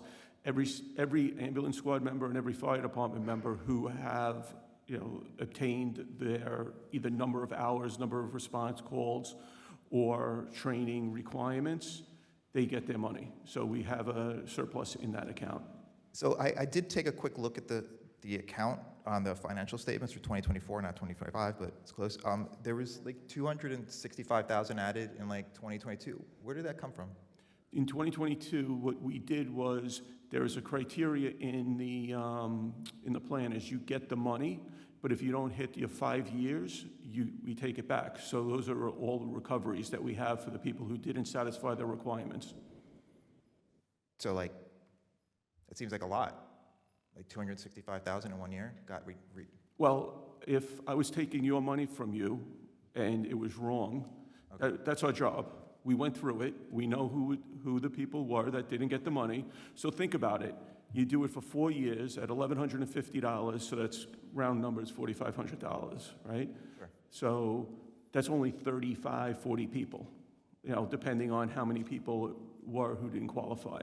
So there were people who didn't qualify at various different stages that we took the money back. So that was the number. So it may seem high to you, but that was the correct number. Well, it was anomalous for the amount that I've seen over the years. I'm just asking.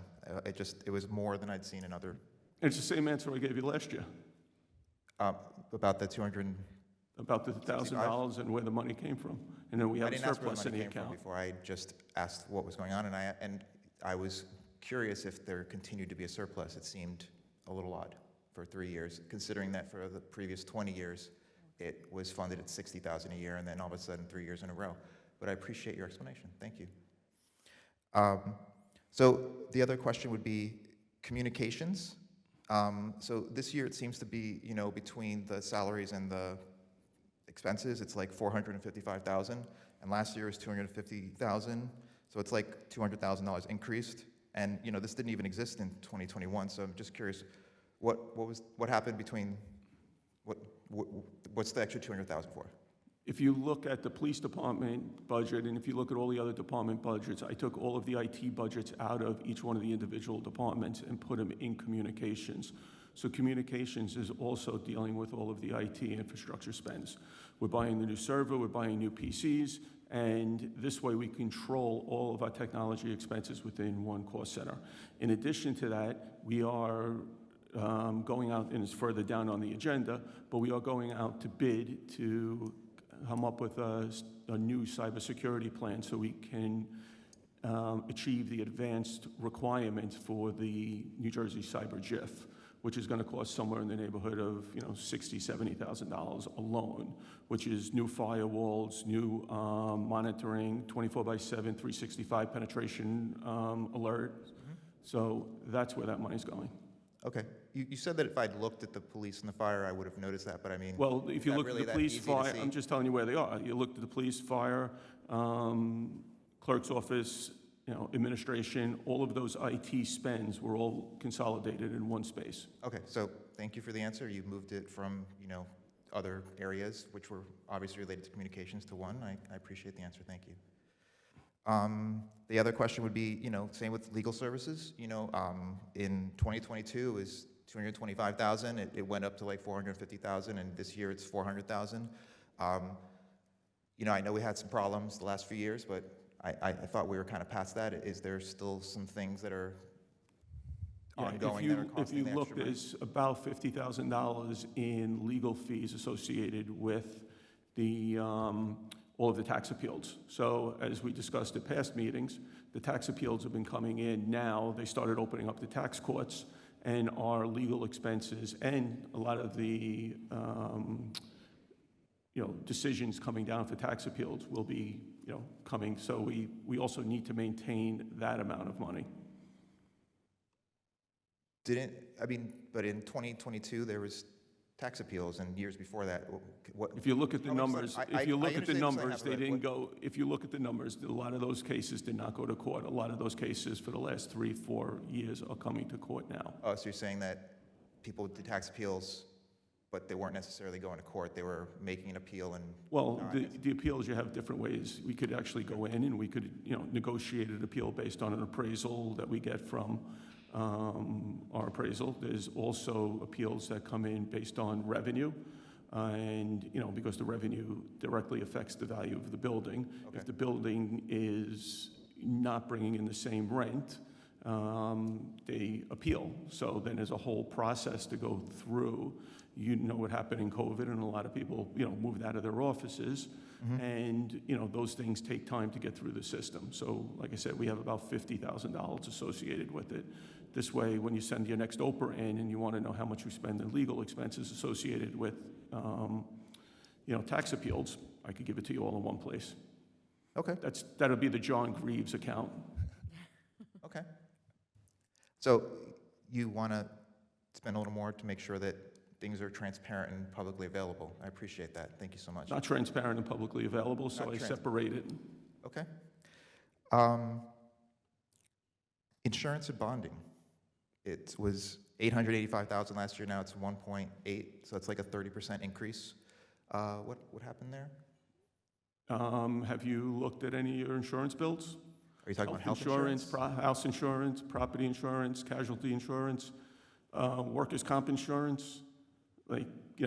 Everything went up. Okay, I'm just asking.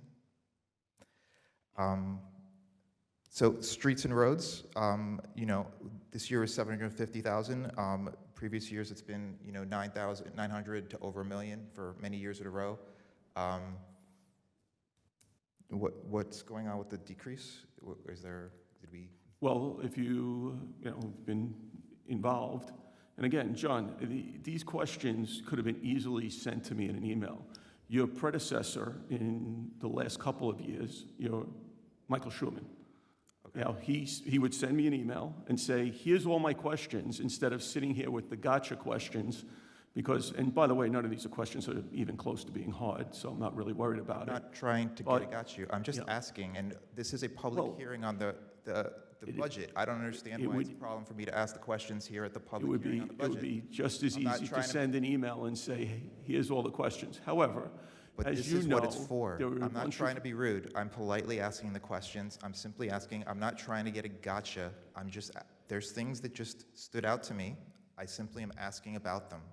Yes. I don't think so. I'm This being year, out of line. we have the benefit of the ordinance that the council passed in 2022 of requiring all utility companies to pave curb to curb and 50 feet past the furthest cut. This year, don't hold me to this number, but it's about 19 streets that the utility companies are paving. We're paving other streets, and some of those helped us out from a priority standpoint. In addition, we want to make sure that we have proper bonding and we level our payments We're going out for a bond for an ambulance. We're going out for a bond for a fire truck. So we are paving more streets this year than we have in any past year. In addition, we're funding a fire truck. In addition to that, we're funding a ambulance. We're fixing the roof at the Robinson House, and we're keeping our debt payments flat. So that's the reason why it's at $700,000. Okay. One last one was, the recycling went up recently. I think it was 2 years ago, it was like 300 and something thousand. Now it's like 600. What happened there? We're guessing. The bid was opening tomorrow. I'm sorry, say it again? We're guessing what that number is going to be. The bid opening is tomorrow, but we had to put a number in Well, the the last budget. year was 615 also, and it was 3-something before that. What happened last year? It was a public bid, and those were the prices that we came, and those were the most favorable prices. Okay. All right. I don't think this really was that difficult. I don't know why there was such hostility. This is something that I think is a problem. When people see you acting with hostility towards me like this, it makes them feel intimidated and not willing to stand up here and just ask the simple questions. And that's not good. I don't know why you had to have such an attitude about this. I'm just trying to ask simple questions. There's a few. You said they were simple, and I was happy. Did I ask them in a bad way or anything? Please. 5 minutes has to be over at this point in time. I'm running the meeting, Councilmember Manitti. He was asking questions, and the BA was answering questions, so he took some of his time. That's why I'm giving it a leash. That was your last question? Yeah, thank you so much. I don't think I'm being unreasonable here. So we gave you 11 minutes, just so you know. I- Thank you. All right. And just, if I could add, I didn't sense any hostility. I think Mr. Ulrich was suggesting that perhaps if you're going to get into some details on questions such as this, it's better served for the public to understand what's being discussed if we have the questions in advance and can bring the information, more specific information to the table. I'd like to go back to the first question that Mr. Greaves asked, which related to LOSAP, which is a length of service program for firefighters who participate in the program. Each year, each participant has to get a certain number of, based on what they perform, they qualify for points. You must attain a certain level of points to get credit that year. You need to have 5 consecutive years of service. Sometimes you don't have 5 consecutive years, but each year that you're accruing service, we put that money aside, okay? So if John Doe performs a service, we put the money aside, and he performs for 5 years. Frequently, what happens is people leave, or they have changes in service. So what happens is that money goes back to the town. Do we know how many people? It's not like a constant thing. It's not going to be the same each year. It's on an individual by individual basis, based on the volunteers and the money that's put in the trust. And if trust money is not going to be paid out to the participant, it goes back to the town. So I just want the citizens to understand what we're talking about with that program. It's not going to be flat. When we introduced the budget, I talked about the increases in insurance. We talked about the tremendous burden that's on the townships for cybersecurity monitoring and all the other procedures and precautions that need to be made, and the incredible insurance costs, because we belong to a group. When the towns get hit with cyber attacks and there's millions of dollars going out the door, we have to participate and share in that.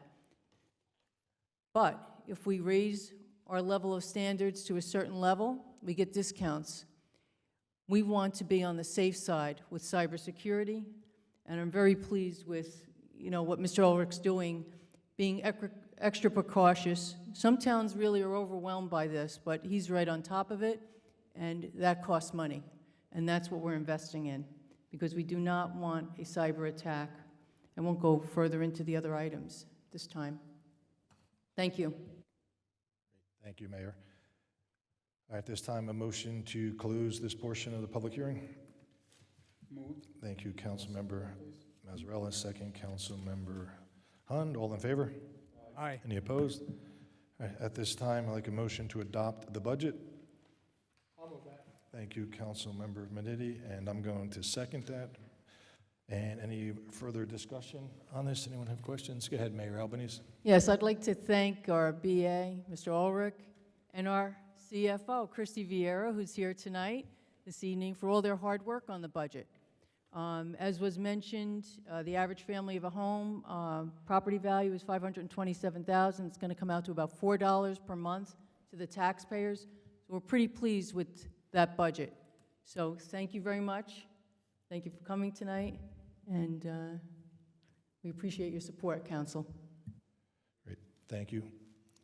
Anyone else have any? Okay, roll call, please. Councilmember Hoff. Yes. Councilmember Hund. Yes. Councilmember Mazzarella. Yes. Councilmember Manitti. Yes. Councilmember Toll. Yes. Council President Smith. Yes. Budget adopted. Next resolution is designating Block 105, lots 1.01, 2.01, and 26.01, located on Westfield Avenue, Broadway, and Joseph Street as an area in need of condemnation redevelopment. I get a motion, please? I'll move that. Thank you, Councilmember Manitti. Second? Yes, I'll second it. Thank you, Councilmember Mazzarella. Any discussion on this? If I understand it correct, this is A&P and investors' property, and because the investors' property was deemed an area in need of redevelopment, we had to redo it to include everything on that property? Yeah, so again, there's different criteria to make this condemnation redevelopment, and it hits actually in 4 of the different requirements.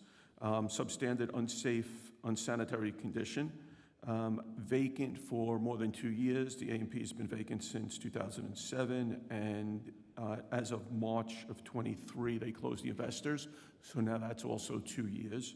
Obsolete layout, and also part of our smart growth policy and process. So, you know, it hits all 4 of those, and that's why we're looking to name this. It went through the planning board. They did a whole presentation on all the details. I could bore you for hours, and I'm sure you don't want to, but that's the high level, and those are the 4 reasons why it's going into redevelopment. And just to be clear, you only have to hit one of those. Great. But they hit many. Great, thank you. Anyone else have any questions for the mayor or BA? All right, roll call, please. Councilmember Hoff. Yes. Councilmember Hund. Yes. Councilmember Mazzarella. Yes. Councilmember Manitti. Yes. Councilmember Toll. Yes.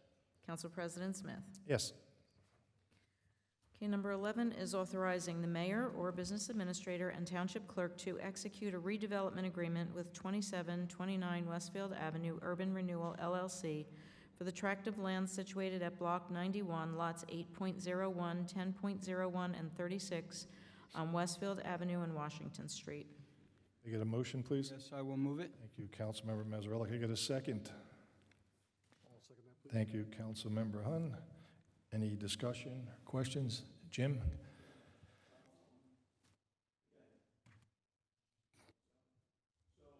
Microphone. That would help. So some of the key, we went over, you know, the size and everything. Some of the key items in this, though, is they are going to have 300 days upon the effective date to start the construction, and then they have 20 months after that to finish it. So this is going to be probably somewhere in the neighborhood of a, you know, almost a 3-year process. But, you know, we have on record, and it's in the document on how long it's going to take them to get this done. That they're going to fund all of the costs incurred by the township, including legal, engineering reviews, all through their escrow account. The escrow accounts need to be refunded within 10 days if they overexceed their expenses, and then failure to do so is going to have a stop work order issued. And you know, we have the ability to issue a default notice on anything that they're not doing, and you know, they have up to 90 days, within 30 days to cure it.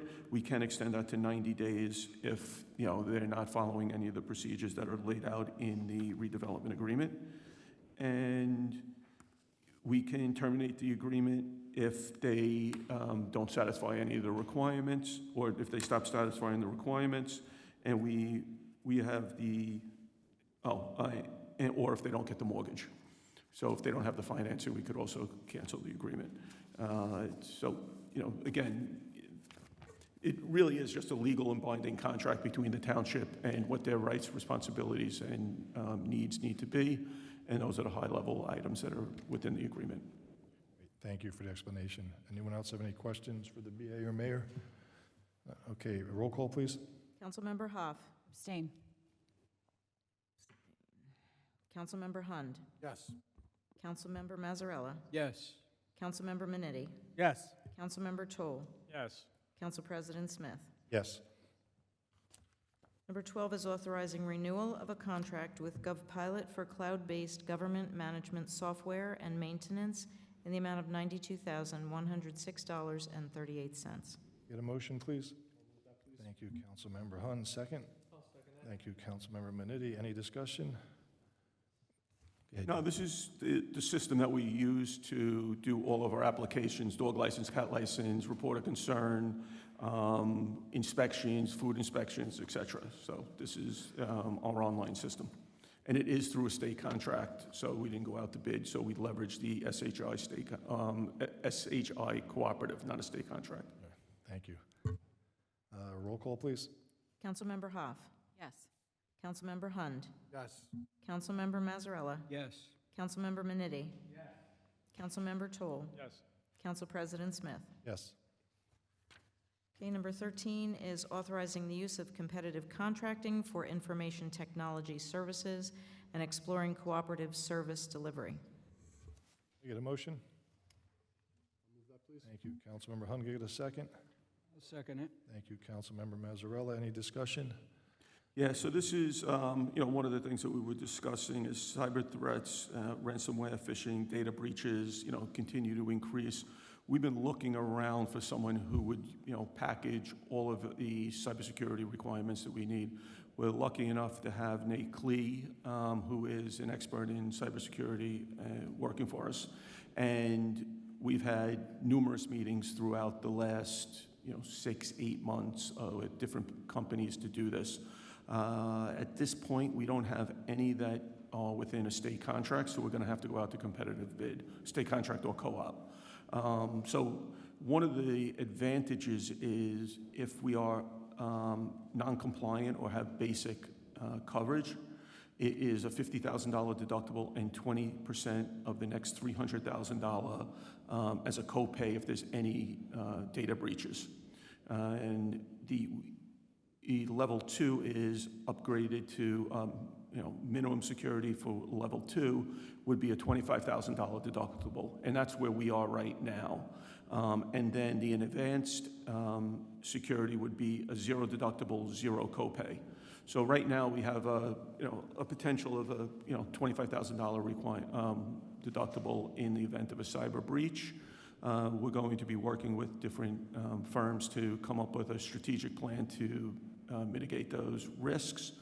In addition, we're looking to also create it in a way that other towns can piggyback off of this agreement. So for argument's sake, if Scotch Plains wants to do it, they could piggyback off of our bidding and all of the work that we performed. Because like I said, right now there is nothing out there that it'd be an advantage. And the other advantage to that would be that we would get a fee for that service. So as we did all the work, we did all the legwork, and I think it's going to be somewhat successful across the state, especially, as you know, I'm a commissioner of the state cyber GIF, and this is one of the bigger issues that we've been running into all over.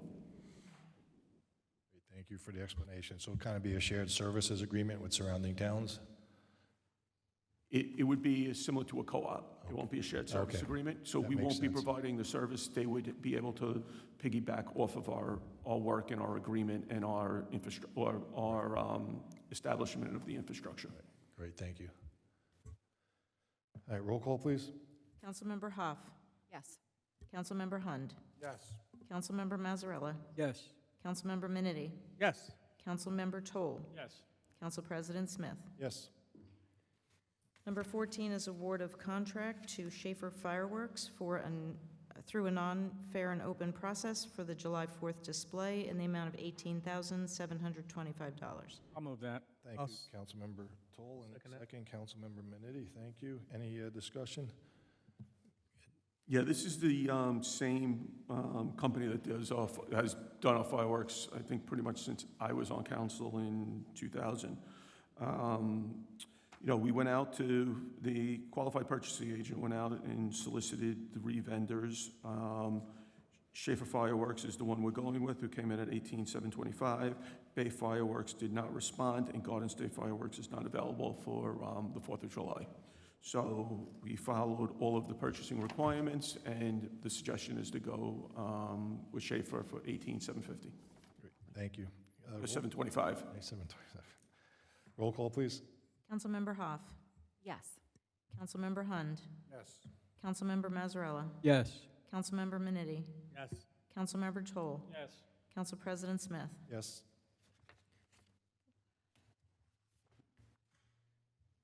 Move on to the consent agenda resolutions. The following items are considered routine and non-controversial items by the Township Council and will be enacted upon by one motion. There will be no separate discussion of these items unless a council member so requests, in which event the item will be removed from the consent agenda to be discussed and voted on, following the approval of the remaining items listed on the consent agenda. The first item is authorizing the tax collector to apply sewer account balance adjustments as credit in the amount of $13,150. Next is authorizing the tax collector to refund overpayment of sewer fees in the amount of $4,040. Number 17 is authorizing the tax collector to refund overpayment of taxes in the amount of $4,783.39. 18 is authorizing the business administrator's execution and delivery of a memorandum of agreement between the Township of Clark and the County of Union for the removal of the berm on the property which abuts the Robinsons Branch Reservoir. 19 is amending Resolution 25-94 to approve the use of the additional funding source authorized by Bond Ordinance 25-12 for the 2024-2025 NJDOT road project for Valley Road Sections 1 and 2. Number 20 is authorizing the police officer in charge to issue additional clothing bin permits. And 21 is opposing the Department of Environmental Protection's NJ-PAC rules due to their significant adverse impacts. Thank you. Can I get a motion to adopt the consent agenda? So moved, Mr. President. Thank you, Councilmember Toll. Can I get a second? I'll second it. Thank you, Councilmember Hoff. Roll call, please. Councilmember Hoff. Yes. Councilmember Hund. Yes. Councilmember Mazzarella. Yes. Councilmember Minetti. Yes. Councilmember Toll. Yes. Council President Smith. Yes. Is there any new business on the calendar? There is no new business. All right.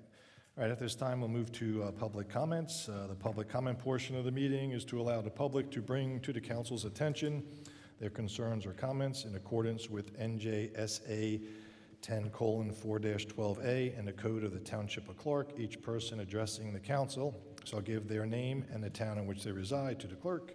All remarks shall be addressed to the council as a body and shall not exceed 5 minutes in duration. At the conclusion of the statements or questions from the member of the public, the council president, at his discretion, may choose to respond or not respond. So at this time, if anyone would like to come forward.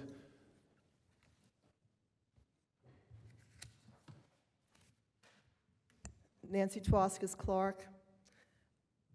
So there is a house being built behind me, and the Clark has been very responsive to a couple Oprah requests I submitted.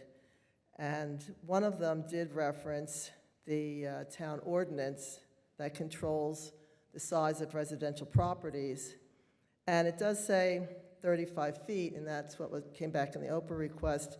And it says, but if I look at that ordinance, and it's for the R75 residential, one-family detached residential district. The building dimensions, maximum height shall be 35 feet and 2.5 stories. So my question is, what is a half story? Can a person stand up in a half story? Can rooms be built in a half story? Are there windows in a half story? I don't know what a half-story really is, what it looks like. When I look at the house behind me, it's very large. If you compare it to all the other houses on the street, some of which are 2 stories, they're bi-levels, a lot of them are bi-levels or other styles.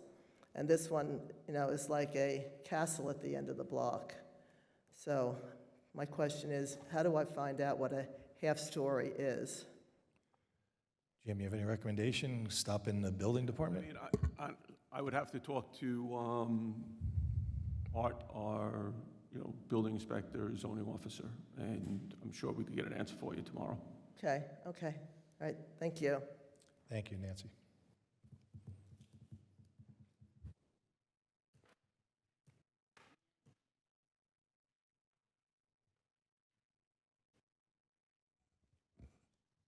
Delia Collins, Clark, New Jersey. I have a question. I attended the planning board meeting, and there was a gentleman there that was our planner, and he had brought up the planning package regarding the upcoming round of affordable housing, such areas that need improvement. My question is that plan booklet available to a resident? And my other questions are, who chooses the areas that are in need of redevelopment? Why are some areas not considered? And why are others that are established areas considered? And I know the 4th round is coming up the end of June, and I'm just totally confused of who makes the determination of what areas are considered in redevelopment if they're developed already. And I know certain areas like the old AMP and the Knights of Columbus, those areas have been deteriorated. But when he was speaking, he brought up about the Clarkton Shopping Center. I mean, the area is old, but it's still viable. There's businesses in there, there's people, there's small businesses in there.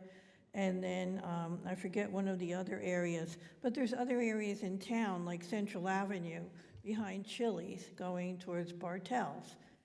That isn't a pleasant area. It's manufacturing or commercial. Okay, that's one question.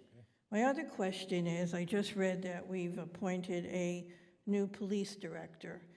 What is the difference between a police director and a police chief? And if the chief is reinstated, does the police director have authority over the police chief? And then we have Captain Akabu, who's the officer in charge. And then I assume that the public safety director is a citizen and not a police officer. So I'm a little bit confused about the line of who's in charge of what and who's in charge of who, and do we need all these, do we have that much need for all these positions within our police department if the chief is reinstated? Thank you. Thank you, Delia. Does anyone else want to come forward before we answer some of the questions?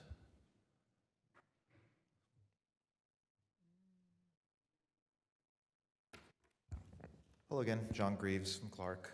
I just wanted to come up here and talk about pilots again. I'm just concerned. I'm coming up here. I know I've been doing this a lot.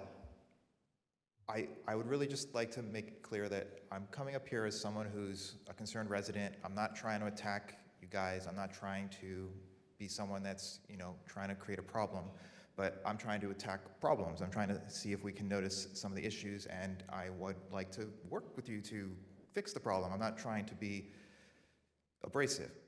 But, when I bring up the issue with the pilots, you guys say that the schools get what they ask for. And that's true. But the point I'm trying to make is, who's the one that's paying that? It's not the developers that get the pilot. It's the average taxpayers. And that's something that I am concerned about. You say that the town is generous in sharing, for the Walnut Hill, like $55,000 with the schools there, but they were getting $55,000 before the development, and there were 0 students. Now they're getting 55,000, and there's 26 students going there. And from the latest school budget, nearly 17,000 per pupil cost. That's over $440,000 in cost. I know that's not, precisely how it ends up being in practice, but that's a rough estimate. You say if they need more money, they could ask for it, but I mean, are they supposed to sit up here at the podium and ask for it? I mean, I don't know really the procedure that they're gonna ask for it. I mean, you quoted a blog post that I wrote that said that, if they need more money, they can start a referendum, but that's exactly what they're doing this year. This year, they're putting a referendum up to get more money. You guys say that the enrollment is down, but that's not really the full story. The latest school budget shows that the on-roll subtotal is, for 23, was 2,273, and in 2024, it was 2,273. I think you guys might have been counting the regular full-time, which went from 1877 to 1865, but we actually increased the number of special ed students. We have 6 full-time, 3 additional shared time, and then there's regular shared time. So those students actually cost more money to educate the special education. So I guess what I'm trying to say is my point, I still think it has validity when I'm talking about that. And then, the school tax levy keeps going up. In 2023, it was roughly $35,800,000. Last year, it was $37,007,000. That's a little over $1.2 million increase. The Walnut Hill apartment is getting a discount of, hundreds of thousands of dollars that's not being added to that, and the regular taxpayers are paying that difference. This year it's going up an additional $1.4 million. It's a lot of money, and I just think that, as residents do have to pay that, but I would like to see that developments are also paying their fair share too. I'm coming with valid points, I think, and I think it's a real problem, and I'm trying to find a solution, but it's really hard when you guys deny that the problem exists. If we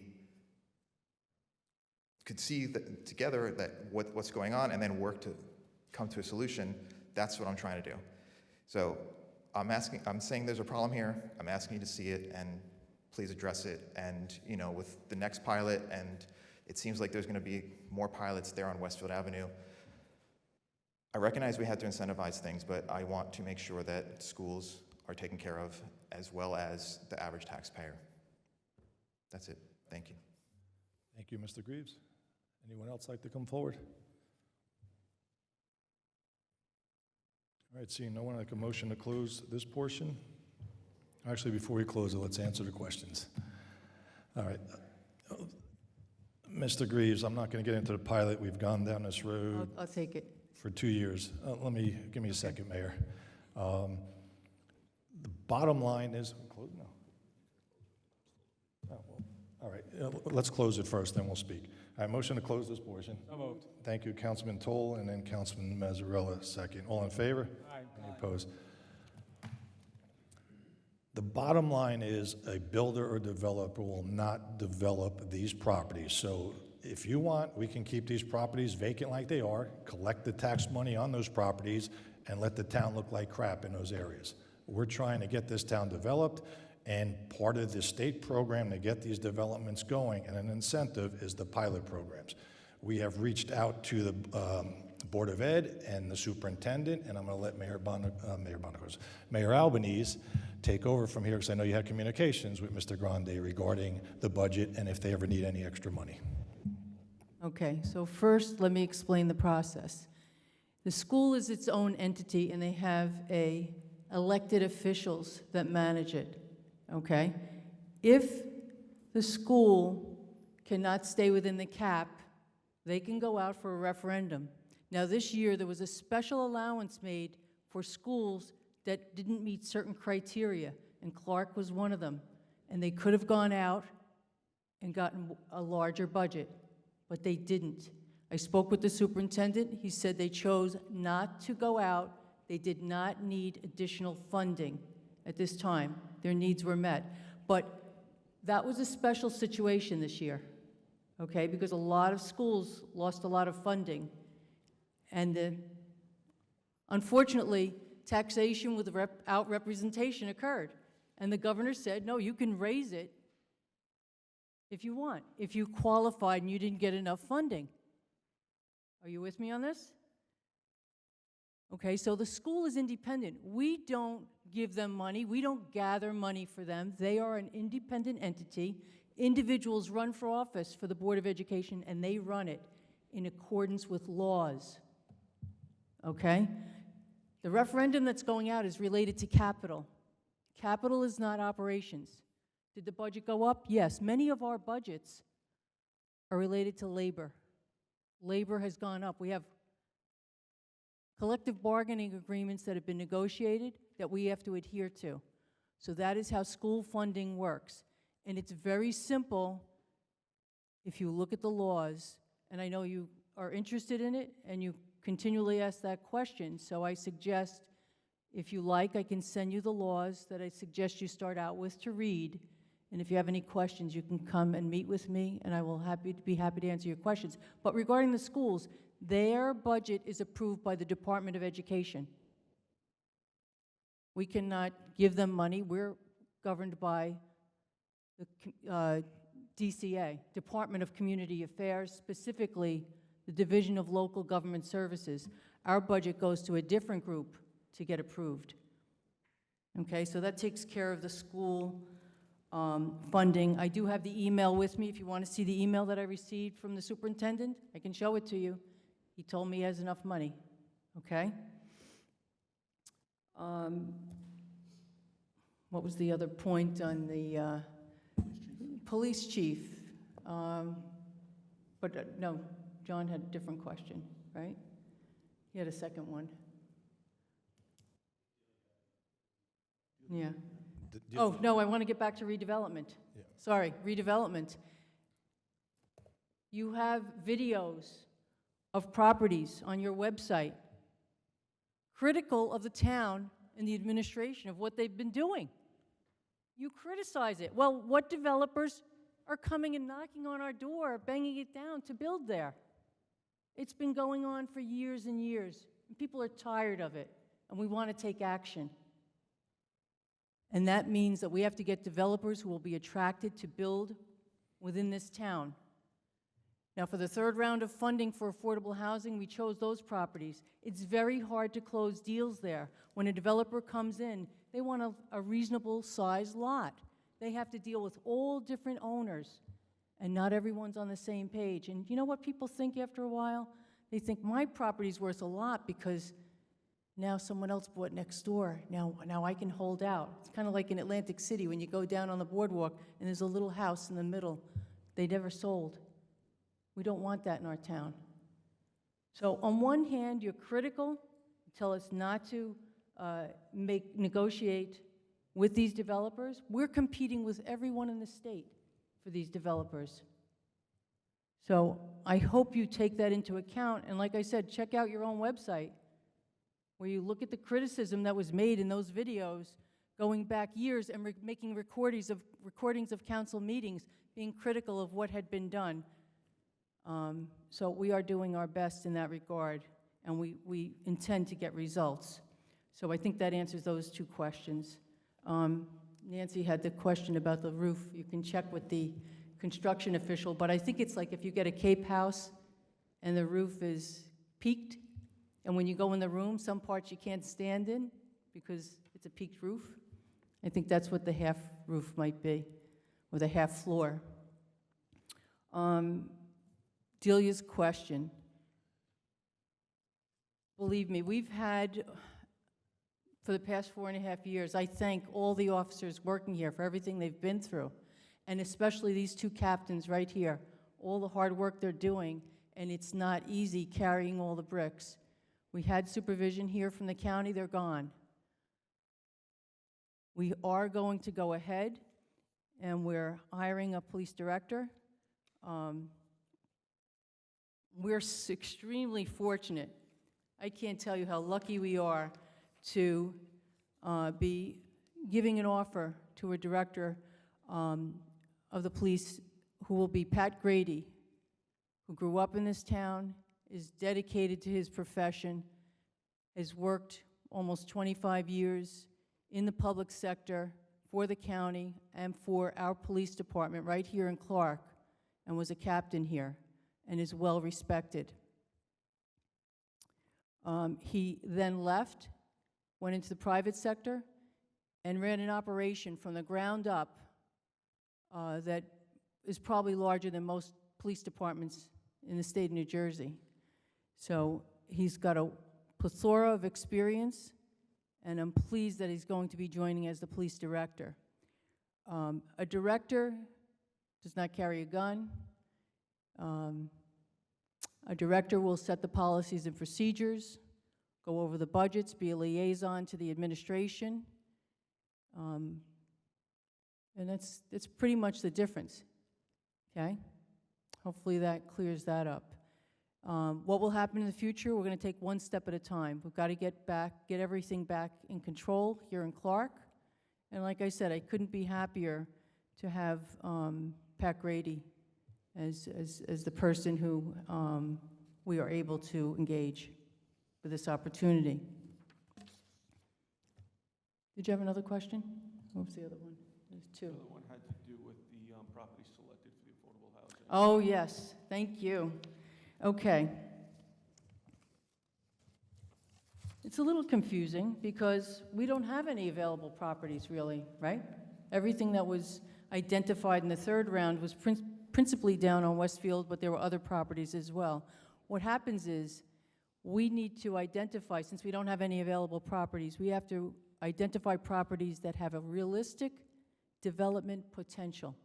Right now, we have 0 properties available. The list of properties that you heard about at the planning board meeting, those are the realistic development potential properties that were identified. What does that mean? If one of those property owners sells their property, a developer approaches them, they can sell it and qualify to redevelop on that property because we've identified it as a realistic development potential property. And that's all it is, because that's all we can do at this point. At the planning board meeting, they should have advertised at this point for what's going to happen in June. The presentation was made by our planner, Paul Rickey. He did a great job. We're working with a team of people. Our planning board president's been actively involved as well, and moving ahead because we have our deadline of June 30th to meet to present our plan to the state of New Jersey. We requested an extension. It was denied, similar to what's happened to many communities in the state. We are working on many other areas to meet our unmet need. So at this time, we need to have at least 42 units that have realistic development potential, because whenever you have potential, if you have 100 units, maybe 20 will be affordable housing. We're using a 20% factor. So hopefully all that makes sense. I know you're pretty much on top of all this, Delia, and hopefully that answers the 2 questions that you had. Thank you. Thank you, Mayor Albanese. All right, Jim, you have anything to add? You're good? Thank you. Good. All right, we're going to move on to Mayor, Council, and professional comments. Do you have anything to add, Mayor Albanese? Yes, I do.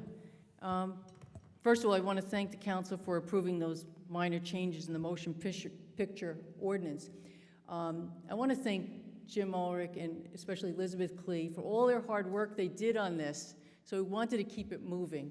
There's only about 30 towns that qualified for this. We did have a movie made here in town. We don't know what will come of it, but it's an opportunity for us to advertise that it's available, and we'll see what comes. Yesterday we had the Rock the Block event. Congratulations to our Chamber of Commerce for a terrific Rock the Block event yesterday. There was music, fun rides and activities for the kids, numerous vendors, and I heard some really awesome food trucks were there. So thank you for that. I was going to announce our new Director of Police, Pat Grady, but we've pretty much covered that.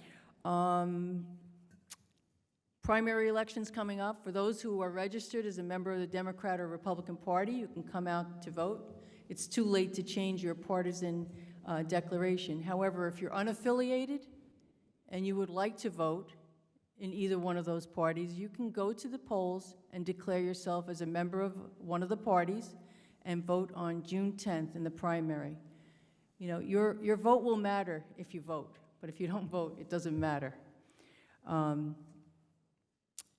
Memorial Day is coming, as was announced earlier. Next Monday, May 26th, is Memorial Day. I hope you'll come out to join together for our Township Memorial Day Parade and ceremony.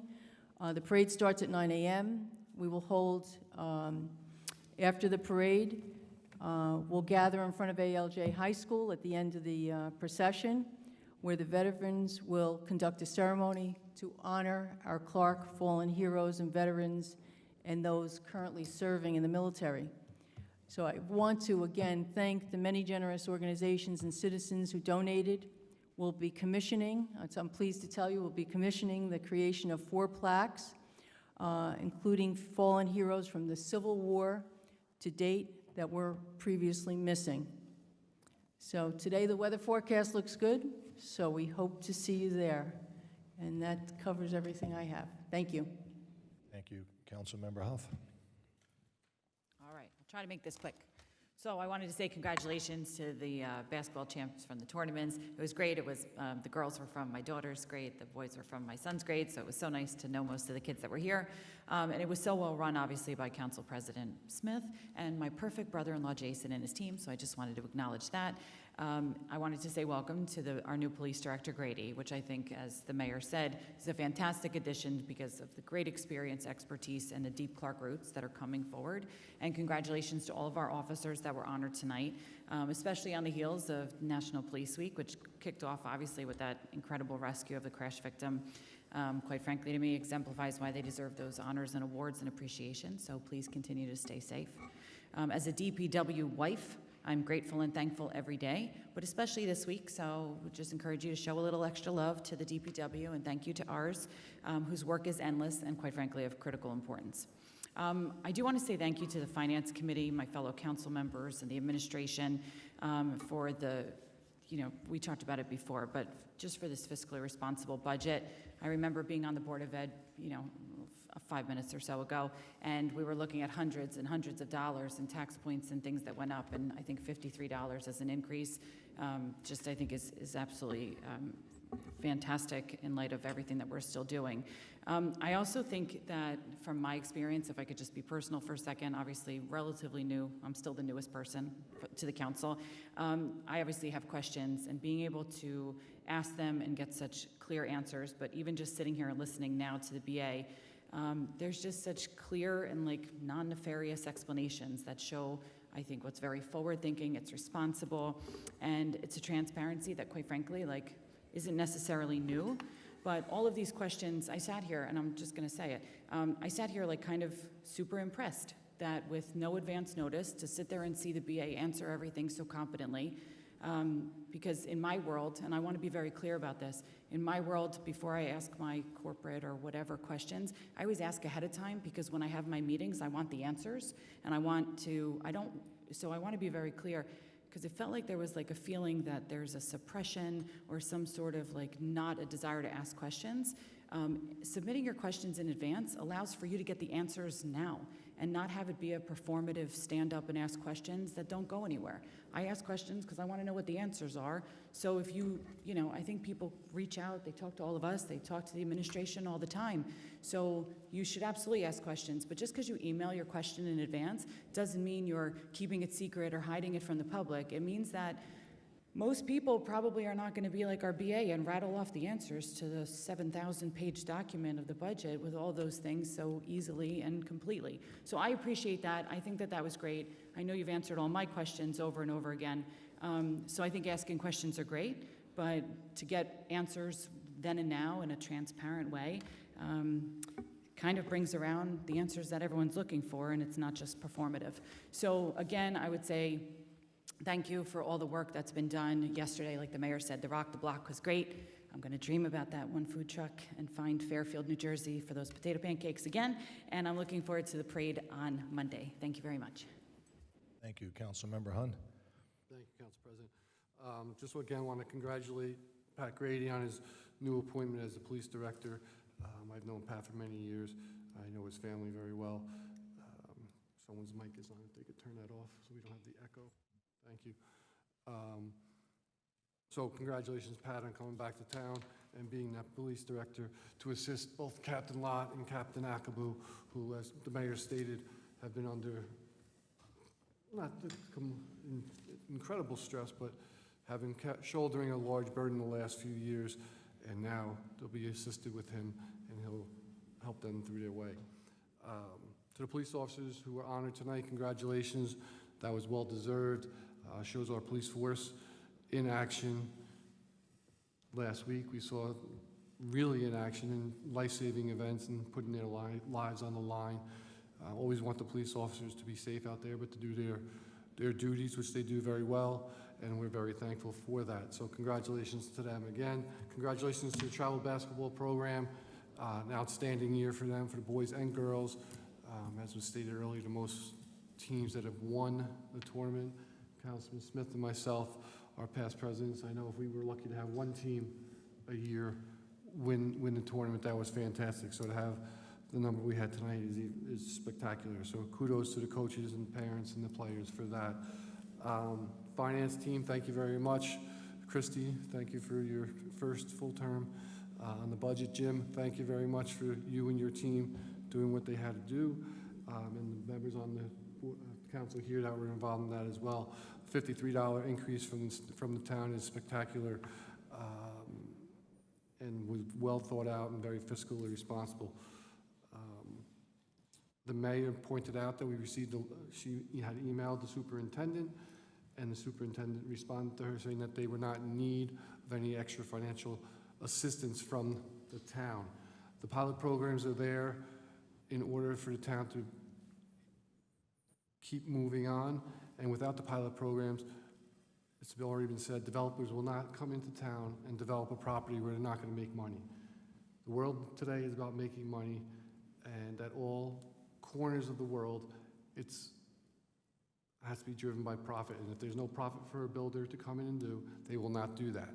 So the pilot program is a must to incent them to come here. And just get out and vote on the primary on the 10th. Thank you very much, and I will pass this along. Thank you. Council Member Mazzarella, please. Yes, thank you, Council President. Just want to congratulate all the police officers who received awards this evening, and the two police officers that came on, the one and the one special and the one police officer, and all the police officers in our community and the fire and EMS services. You're all heroes.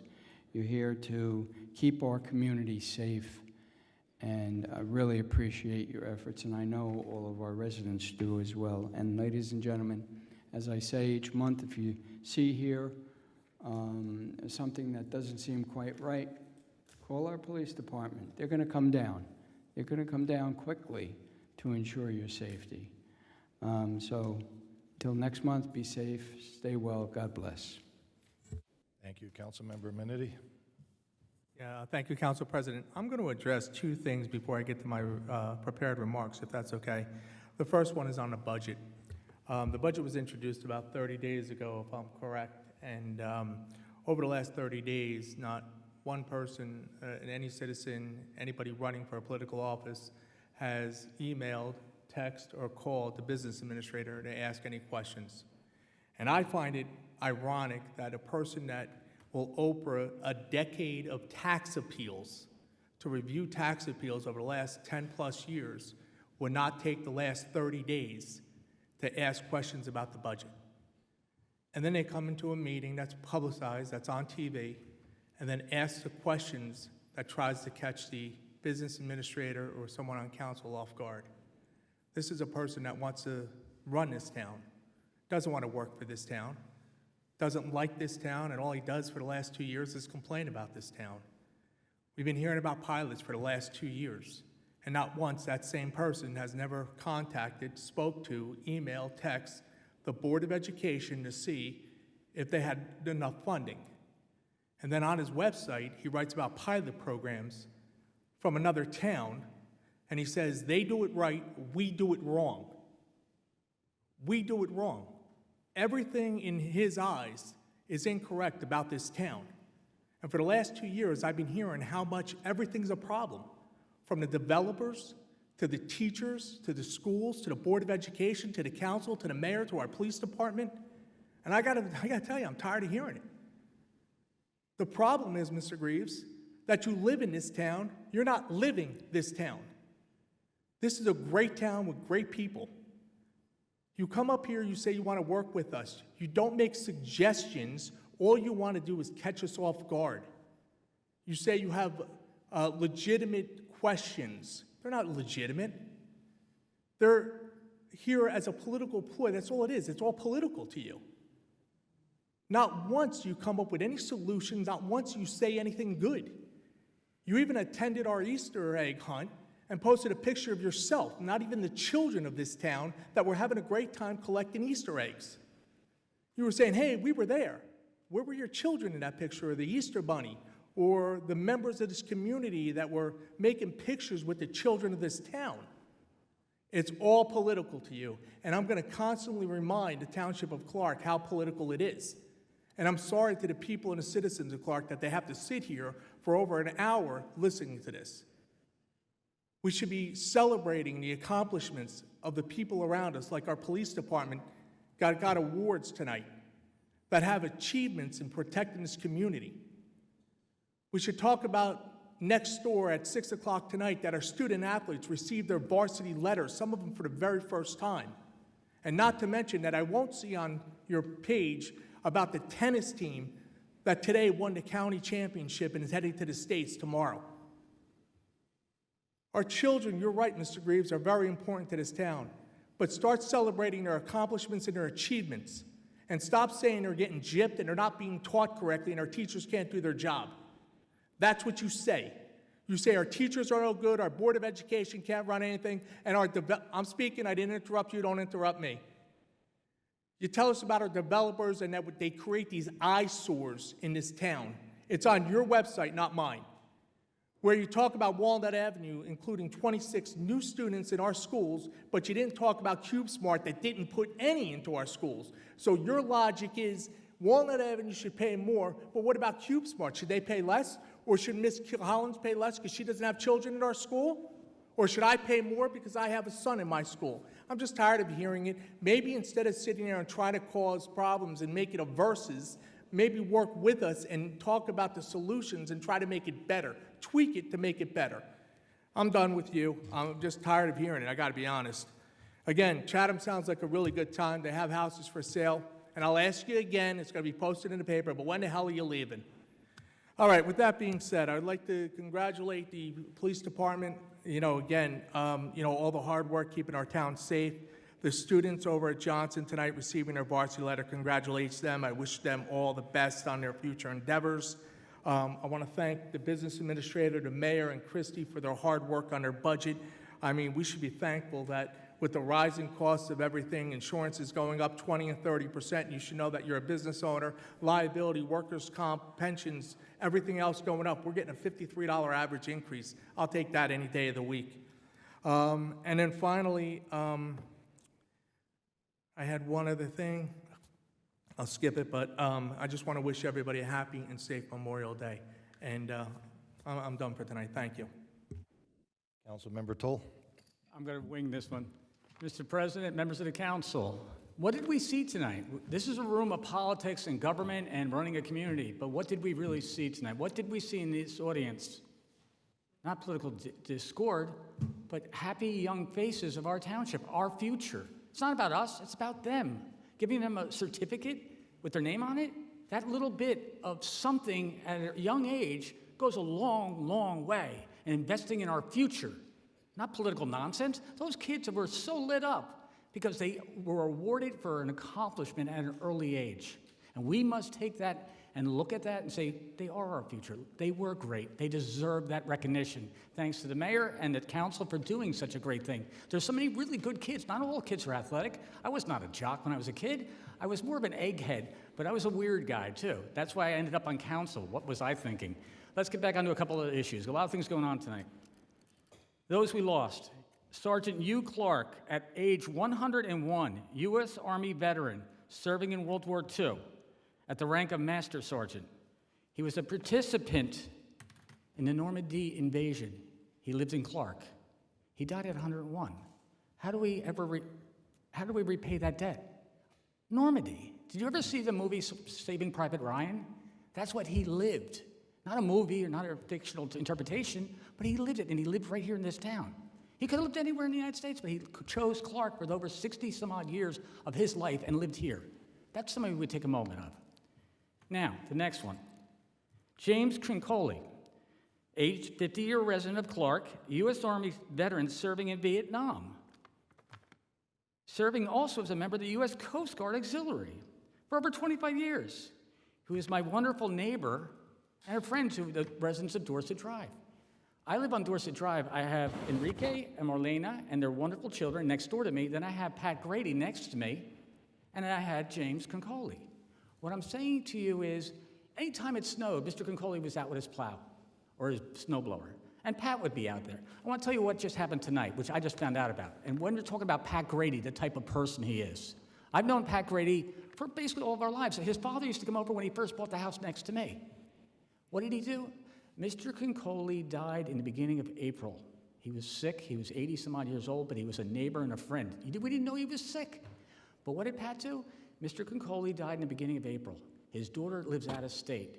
He only has one daughter. The wife died of cancer a few years back, about 20 years ago. Pat Grady went over tonight because the neighbors are starting to say, well, when's going to take care of the lawn? The lawn hasn't been cut since he passed in early April. Pat Grady took his lawnmower and went over and cut it tonight.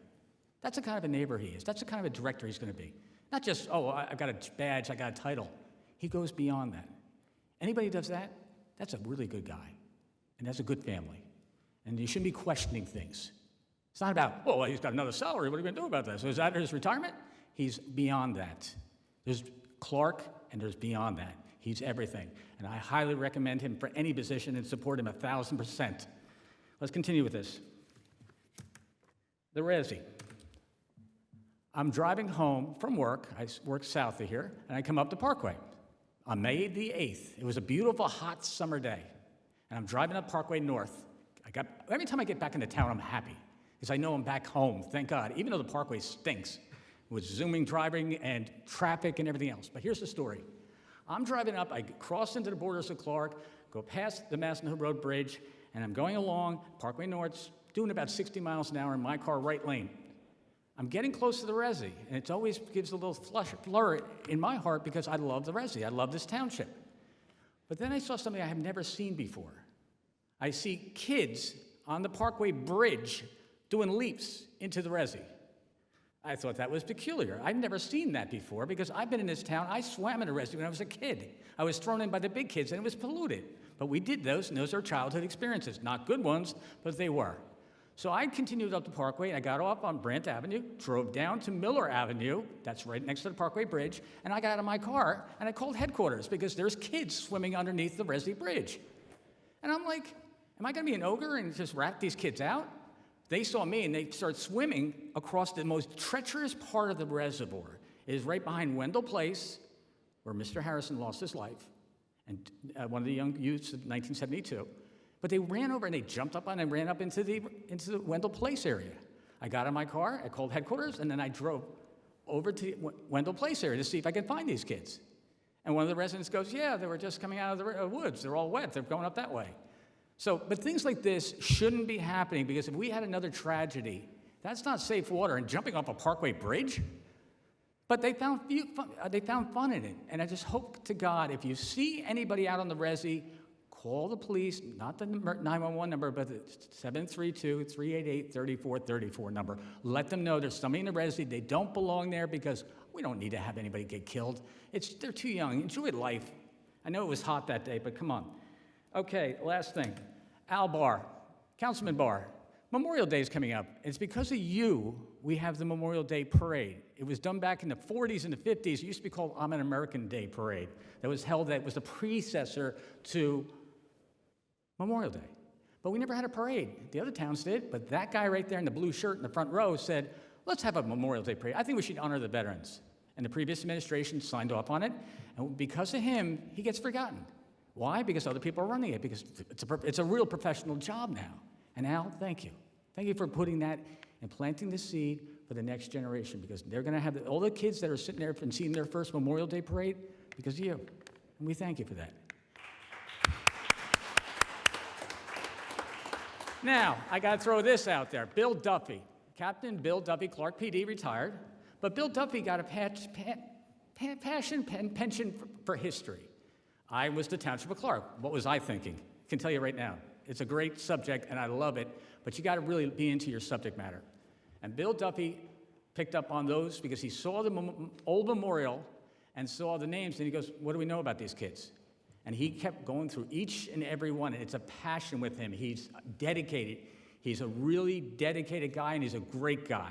And now he's adding more people to, do you know how hard it is to get lost into history?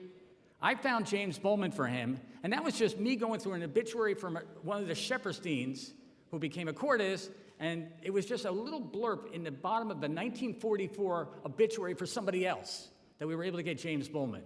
But that's what Duffy does. He goes in and he finds any little connector. It takes years and hours and time of your life to go and do microfiche, old newspaper accounts, cemeteries. Bill Duffy and I ended up in North Plainfield for the James Bowman grave. There's a grave for the guy. He got killed at the Battle of Cold Harbor, and he got brought back. His family brought him back and buried him in Plainfield. So again, this is life. This is Clark. I'm not going to sit. It's late, guys, and we're all tired. But to Al Barr, Bill Duffy, thank you. I told my story of the Resi. Please don't go swimming in the Resi. You got pools. You got the town pool is the perfect place. And I know Bill Smith will tell you about that. He's next. The town pool is a place to go and swim, not the Clark Reservoir. Clark Reservoir, once it's drained and cleaned up, then the county will offer those offerings to you. And if somebody has discrepancies, or there's nothing wrong with that, asking a question, but do it properly. Thank you. Have a good night. Thank you. Mayor Albanese, I think you had something to add. Yes, well, first, one edit on what Councilman Minetti said, very, very well done. I believe that the Oprah that was sent in regarding the tax appeals by Mr. Greaves covered 42 years, went back to 1983. That was a lot of digging to do. We wonder where all the Oprah expenses come from. Well, that's a part of it. What did he learn? I'm not sure. But I have some really good news flash for you. We received a letter from the county today, and we are receiving $250,000 for our capital project request, which is rebuilding one of our sump stations. So thank you to the commissioners at the county, and I wanted to share that news tonight. Thank you. It's great news. Awesome. Madam Clerk, you have anything to add? Yes, thank you, Mr. President. I just wanted to clear up a concern that Mr. Greaves has. He mentioned that he thought the township would be entering into the financial agreement prior to the residents having their say. What happened tonight is the ordinance was introduced. The public hearing will be June 2nd. It will then be advertised on June 5th. There's a 20-day waiting period after that, so it will be effective on June 25th, at which time the agreement will be signed. Thank you. Thank you. Jim, do you have anything? Yes, so we do have Christy here tonight, and she did a great job on the budget, coming in late and worked through it. So she did a great job, and we really appreciate all the work she's done.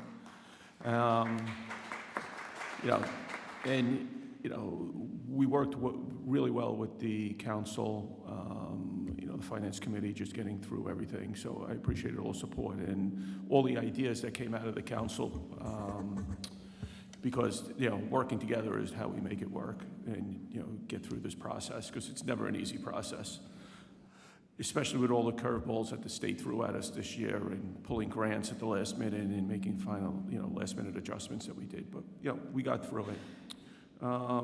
And now, you know, for my friend Brian Toll, I used to call you the Red Baron for driving around in that red Pontiac. So now I'm going to call you the Cape Crusader for flying around the town looking for wayward kids swimming in the reservoir.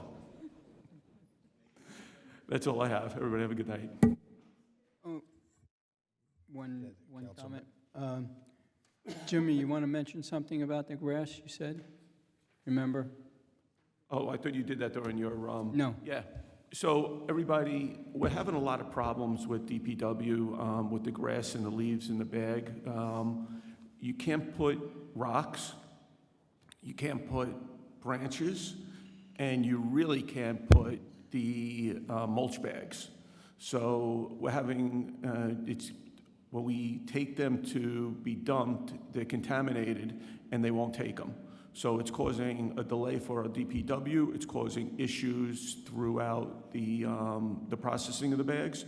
And so we're asking everybody, you know, to be cognizant about what you're putting in that. It's only leaves and grass, no branches, no rocks, and absolutely no plastic, right? It just is not, you know, the damage it does to the tub grinder, the rocks, you know, it comes back to us, and we don't need it, the extra expense, and we don't need to, you know, start taking bags back from when we drop them off. So if everybody just please be cognizant of that. Counselor, you have anything? No, I do not. All right, thank you. Just two quick things.